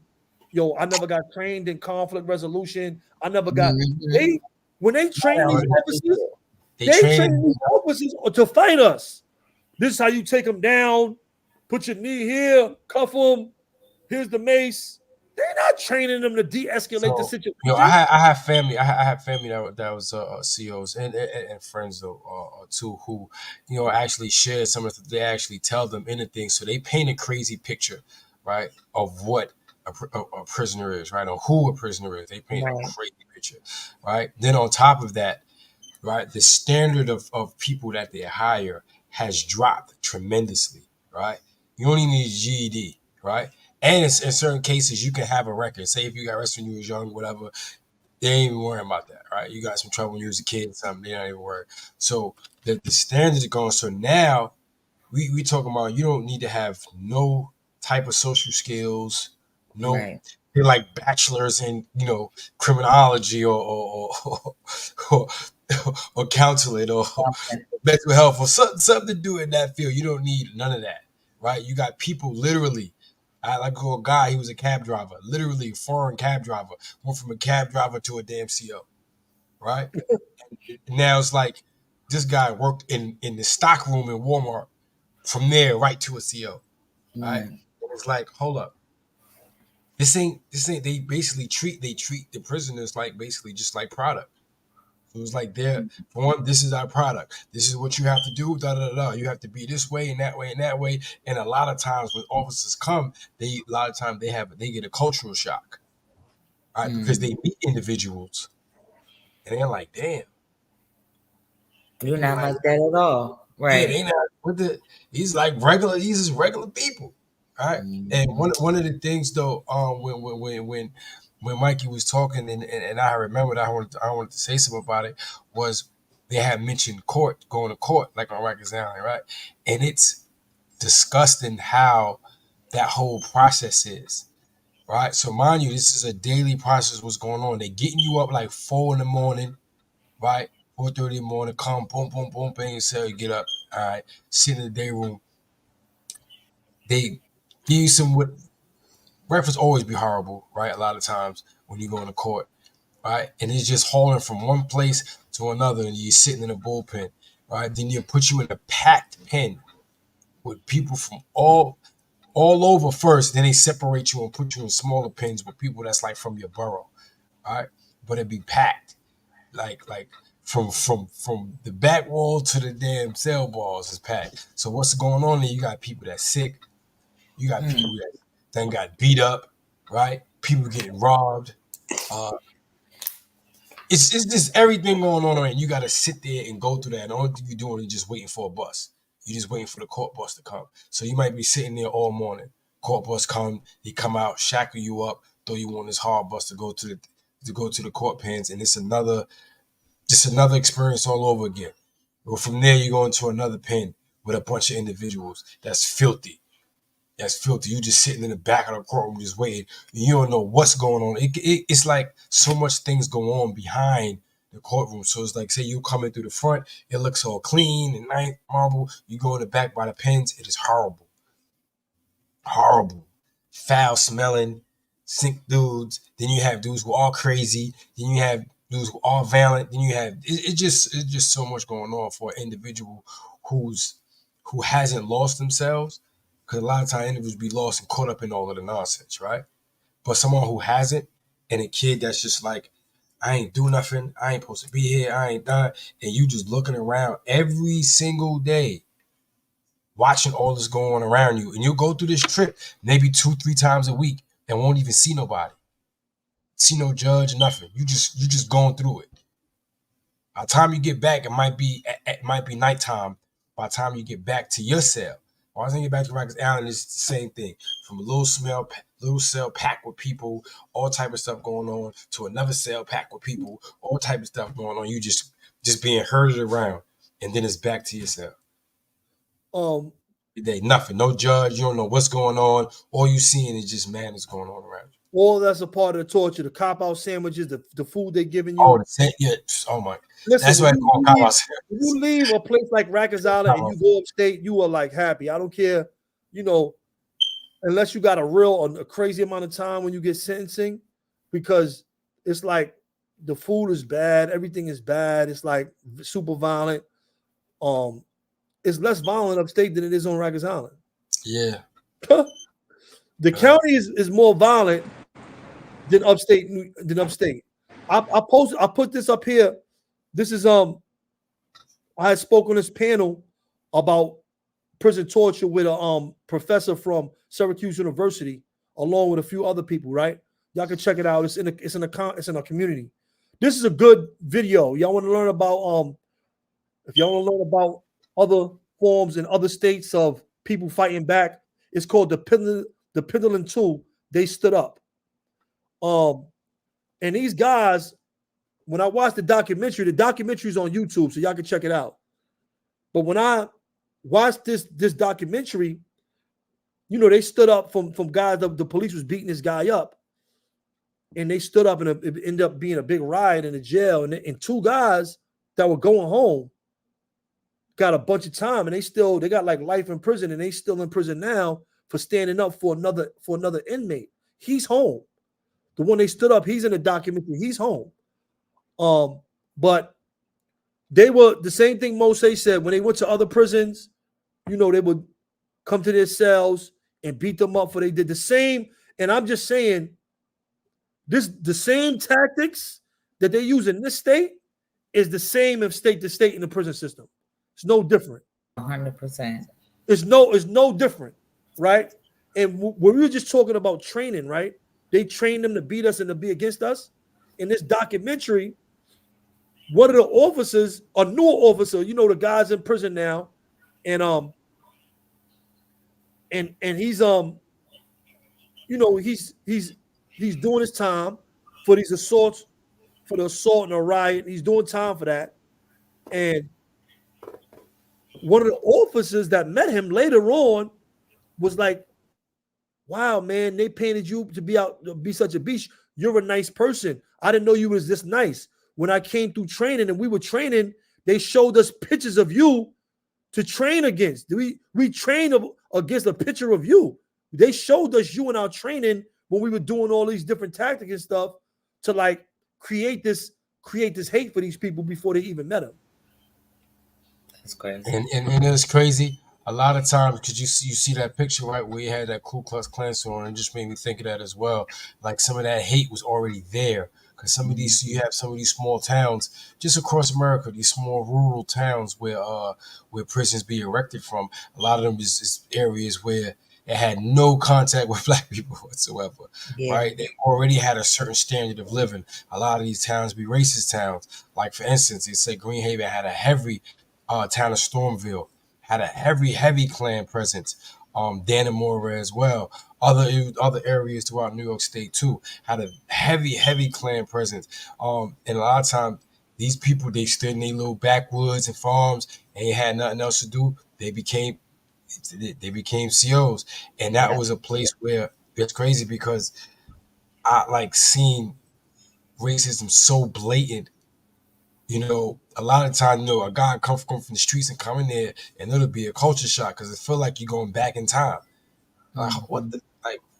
What? I know he ain't just say what I think he said, and it literally it'd be like that. They would come out their face, say, and it's another thing where it's either you say something slick back. Boom, boom. Depending on who you are, they may not say nothing. They'll just talk some trash. You talk trash, F you, whatever. Or, you know, it could actually be something. But to actually go through that and experience racism for people who haven't, who never have experienced it, becomes a shock in and of itself. You know, a type where you could see another type of pressure in and of itself. It's like, oh damn, he really like don't like Black people here, bro. This is crazy. This is, and I had guys here come say like, yo, bro, the police is really. I said, yeah, this is what it is, bro. This becomes your reality, which is. This is why it's imperative that we, you know, for those individuals who are currently confined to these institutions, to the best of your ability, try to inform and educate yourself. And the reason why, and inform and educate your families as well. Right, you right. spoke about a situation with, and I'm not knocking anybody for doing what they're doing, but no disrespect to anybody, man. It's all right, you know. It's time to play. It's the time to play ball, and it's the time to play chess and all that type of stuff. But the reality is that, you know, individuals should be using that time to empower themselves with information and use those institutions like universities, empower themselves. And the reality is that you just spoke about the Klan. Like, that's one thing I learned about filing civil suits while I was there. Not only on not just on the state level, but on the federal level. Individuals I had no knowledge that the 1983 that we now know is a civil motion under 42 section 42 title 42 USC section 1983. Those are federal statutes, but the origins of it came about as a result of the Ku Klux Klan Act of 1871. That's the origins of a 1983, right? And that's what I learned from my studies and my research. So those same former slaves who were at that time freed against their oppressors and their former owners who they were fighting against, these individuals were being supported by the radical Republicans back in the 1870s, early 1870s. And I know you guys know the history already, but I'm just providing some history for those that's listening on We Locked In. That was a very critical and very important time for our people, because it was a time in which we were regaining a lot of rights that we've never had when we were in America. So if you're on the inside and you realize that there are racist laws that are being utilized to hold you down and to keep you further suppressed, and you realize that individuals have these Klan-like mentalities and that you know that they are perpetuating this racist ideology, then what you should be doing is informing yourself so that you can fight back against these policies with information. And you'll be fighting that same fight that your ancestors were fighting, just on a different level. You dig what I'm saying? That information. When I was going into court, as a pro se litigant, fighting against superintendents and captains and lieutenants and literally their whole staff. Right. Their whole staff. But I had that information at my disposal. And I was saying, listen, it wasn't just me in that courtroom. It was me and my ancestors who were also up in there. I had a long lineage of people who I was fighting with, those that have been oppressed and suppressed. And I knew that the laws were unjust. And I knew that the people who were utilizing these laws were also unjust. So you got to have that information. You got to have that confidence. You got to have that desire, that will of wanting to utilize this information to empower yourself and to fight back against these unjust people, because you and I, all you guys know that the system was not made to support us. Especially, man, think about how many times individuals have been falsely accused of something like Kalief Browder, but on the inside, how many times the police ran in your cell, put gang material in there that was never there? How many times they put the knife in your cell that was never there? How many times they falsely said you spun off the wall and assaulted 3 officers? I'm like, damn, I know we had Batman and Robin up here yesterday, but I ain't that much of a superhero. Right. I'm just being honest, right? Yeah. I'm not that much of a superhero. They were saying I was flying off of walls, assaulting people, kicking people in the neck. None of this ever happened. You dig what I'm saying? So you got to have information at your disposal to be able to utilize, because one thing that they despise an intelligent man that know what the hell they're talking about, man. So you go up in them courtrooms, man, with that information, things look totally different when them same COs, them same racist COs look totally different when now you got the law to use against them now. They're like, oh shoot, what happened? Yeah, because I was dumb and stupid. Now they in there talking about, yeah, that guy Moshe is a rat. He told on us. Yeah, all that other stuff. Yeah, all that stuff. Now they using reverse psychology, and they tell this stuff to prisoners. There's some prisoners that actually go for this stuff though. They'll build, watch that guy in 12 cell. He's a rat. Oh, word. Now, dudes just looking for the resources and trying to, make their own way. Well, let me go in. I'll go in the cell. You need me to? It's crazy. I mean, we got a lot of work to do, Well, we got J Renee here. We on it. I saw RJ put something in there about. I saw RJ put something in there chat about you being able to obtain. Individuals were able to obtain documents by from civil suits, and he's right. Under Title 28, Section USC, under 2241 to 2254, those are the rules governing habeas corpus. When you put a habeas corpus in, which is technically a federal writ of habeas corpus, when you put that into the court, even on the state level, but I'm speaking specifically about a federal level habe, saying that you're being held unconstitutionally, you can utilize you can utilize the federal rules of procedure sections 26 through 37, and that is discovery. That's everything dealing with discovery. So just don't put a habeas corpus in a petition in. No, put all of that in. Utilize all of those weapons at your disposal so that they have to overturn every document that you request. So you get another bite at the apple. So what they didn't turn over in the state, you're now able to utilize on the federal level. But a lot of us don't have knowledge of that, so we really can't get information because they use our ignorance against us. Right. Salam alaikum. Go eat, man. Yes, thank you. I'm about to eat, my brother. Jazakallah Right. khair.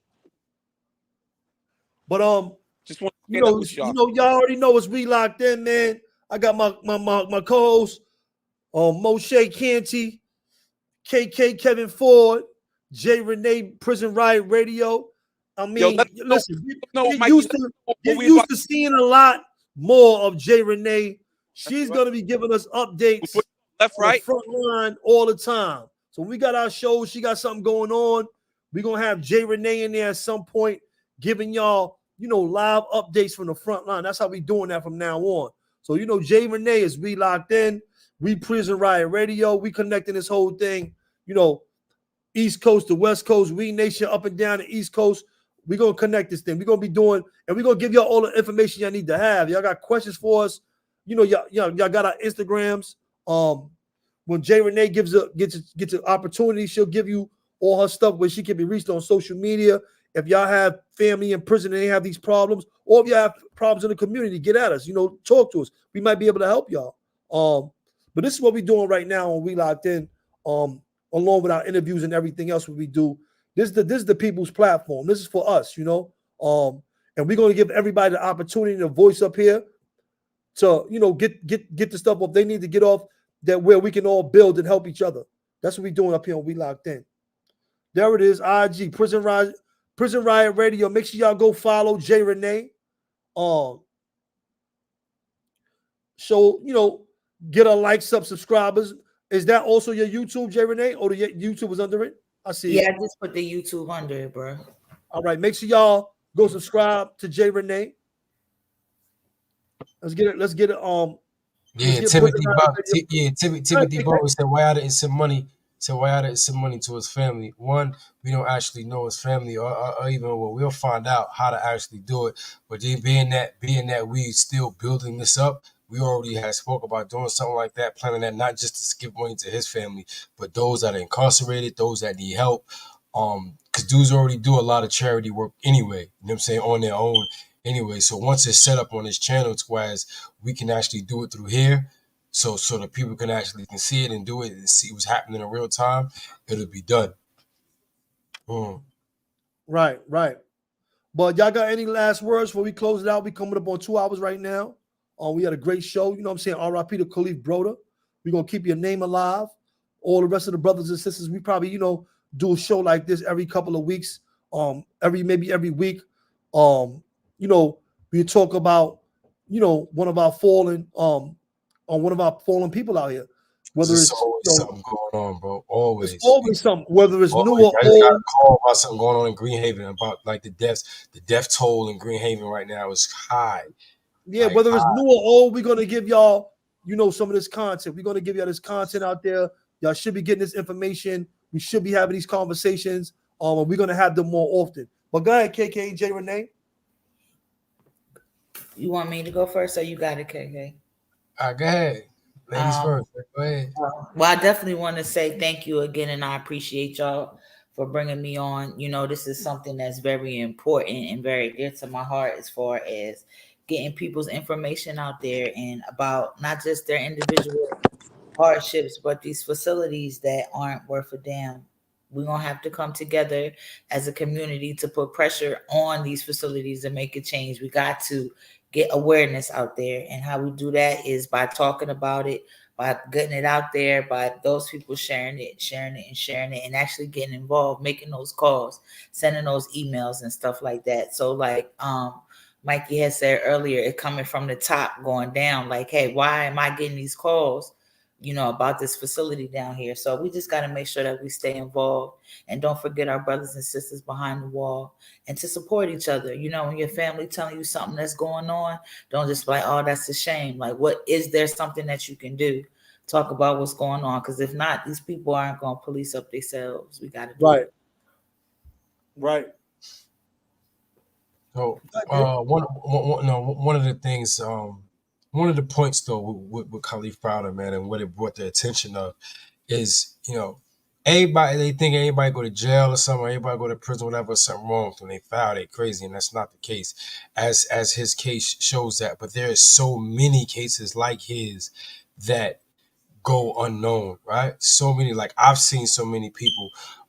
Everybody on this panel have met and seen so many individuals who were just done wrong by the system, period, from the very beginning. Weren't bad people, weren't out committing crime, wasn't gang banging, wasn't into a bunch of nonsense, and didn't deserve to go through what they went through, but actually ended up going through the system. And because the system is so corrupt and just vile, they end up either losing their mind, they end up becoming something that they weren't. Right? Others who have committed suicide, you know, rest in peace to all those individuals, man, who lost their lives in prison behind the walls and still going through it, and love to their families as well. But his situation shine light on what's actually going on. So please, the only thing I ask y'all is just please pay attention. Please pay attention, because these people is about numbers. It's about, it ain't about you doing right. It ain't about you doing wrong. These people is doing it for their numbers and for their own greed. So like, please pay attention. Right. Right. Go ahead, Mo. You got something to say before we go out, before we close out? Yeah, can y'all hear me?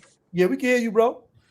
Nah, I wanna echo everything you guys have said. I mean, everything that was already stated. You know, I think we need to be more proactive, obviously. Get out there, call people. Don't just allow something to happen and don't feel like you don't play a significant role in the process. Your voice matters. Don't think that what you say is insignificant. I will say that if you don't do anything regarding any of this stuff that we've spoke about tonight, is a form of acquiescence, man. You know, we can silently agree in our own people's demise and not really do anything about it. We can have relatives that's out there or that's incarcerated, that's going through something, and we don't feel a need to fight back. Hold on, you got your food in the back. Yeah, I'm about to grab it right now. And that right there in and of itself should not happen. You know, we have to be very, very, it's on that side. We have to be very mindful that our inaction causes individuals to continue to oppress us further. But the more united we are, the more changes we'll be able to make. So I encourage all of us, man, to just keep Walaikum salam rahmatullah. Keep staying focused. Unite. If you need to get informed about any issue that we've discussed tonight, the information is available. You can get in contact with us at We Locked In, whether it's through our IG page, through other channels, because y'all know how to reach us. If you want to learn how to become proactive, we're here. This is what we're here for. Like Mikey said, we're gonna have our sister gonna be pulling up with us, Jay. She's gonna basically be giving us updates regarding things that's taking place around the country. So you know, if there's anything you want to do to become more proactive, don't just sit idly by doing nothing, man. With that, man, you know, I think I've said enough, man. But thank y'all for y'all support. Yeah, we had a great show tonight, man. R.I.P. to Kalief Browder.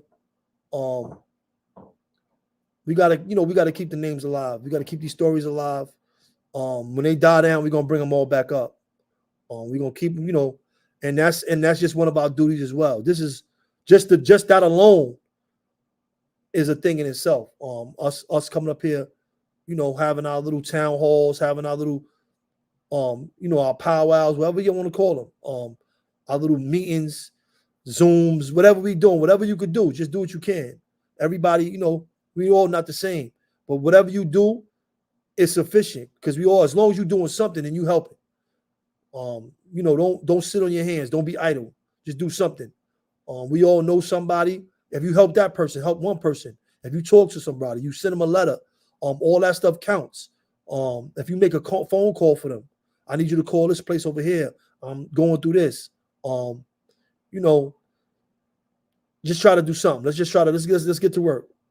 It's 2024. We got to change these conditions. We gotta end this in our generation. We got to end this stuff in our generation. Go ahead, Kay. You muted. Nah, I'm just saying, get locked in. Get locked in on your purpose. Get locked in on that path.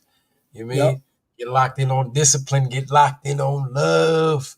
Yep. Thank you, J Renee, for coming through and blessing the platform. We appreciate you, sis, for coming through and showing support and doing all the work you're doing out there.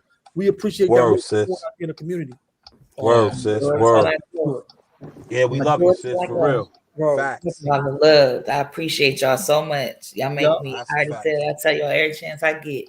Yep. I'm doing it. We'll see y'all. We gotta have one of these.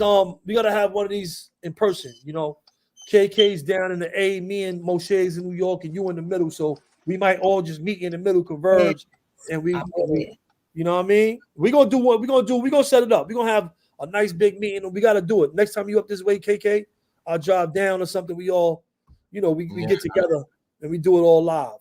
I'm with that. Yeah, we do it. We do it. But y'all have a great night. You already know it's We Locked In. Appreciate you. Freedom in you.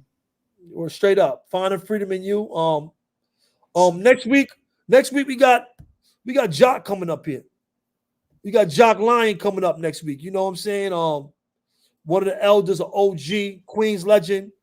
We got Jock coming up here telling his story next week. He's gonna tell you about, you know, the struggles before all the oppression of the Spanish and the blacks and all that stuff that was going on. Being a roster in prison and fighting oppression and fighting all the things. So we'll have Jock up here next week. You know, we like to let y'all know what's going on. So Jock Lion, we're gonna have him up here, you heard? Yeah, so Tuesday, Real Welfare Check, Unity in Motion. The Real Welfare Check. Make sure y'all tap it on Tuesday. Unity in Motion, Tuesday at 8. Tuesday at 8. Make sure y'all tap it for the Real Welfare Check. Locked in. Y'all already know what it is, man. Salute, we locked in. Thank you, J Renee. Thank you.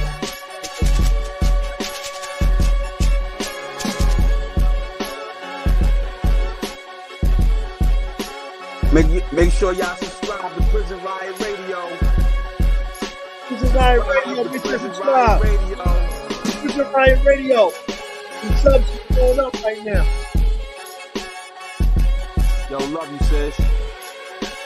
I love y'all too. Keep your head. Love you, sis.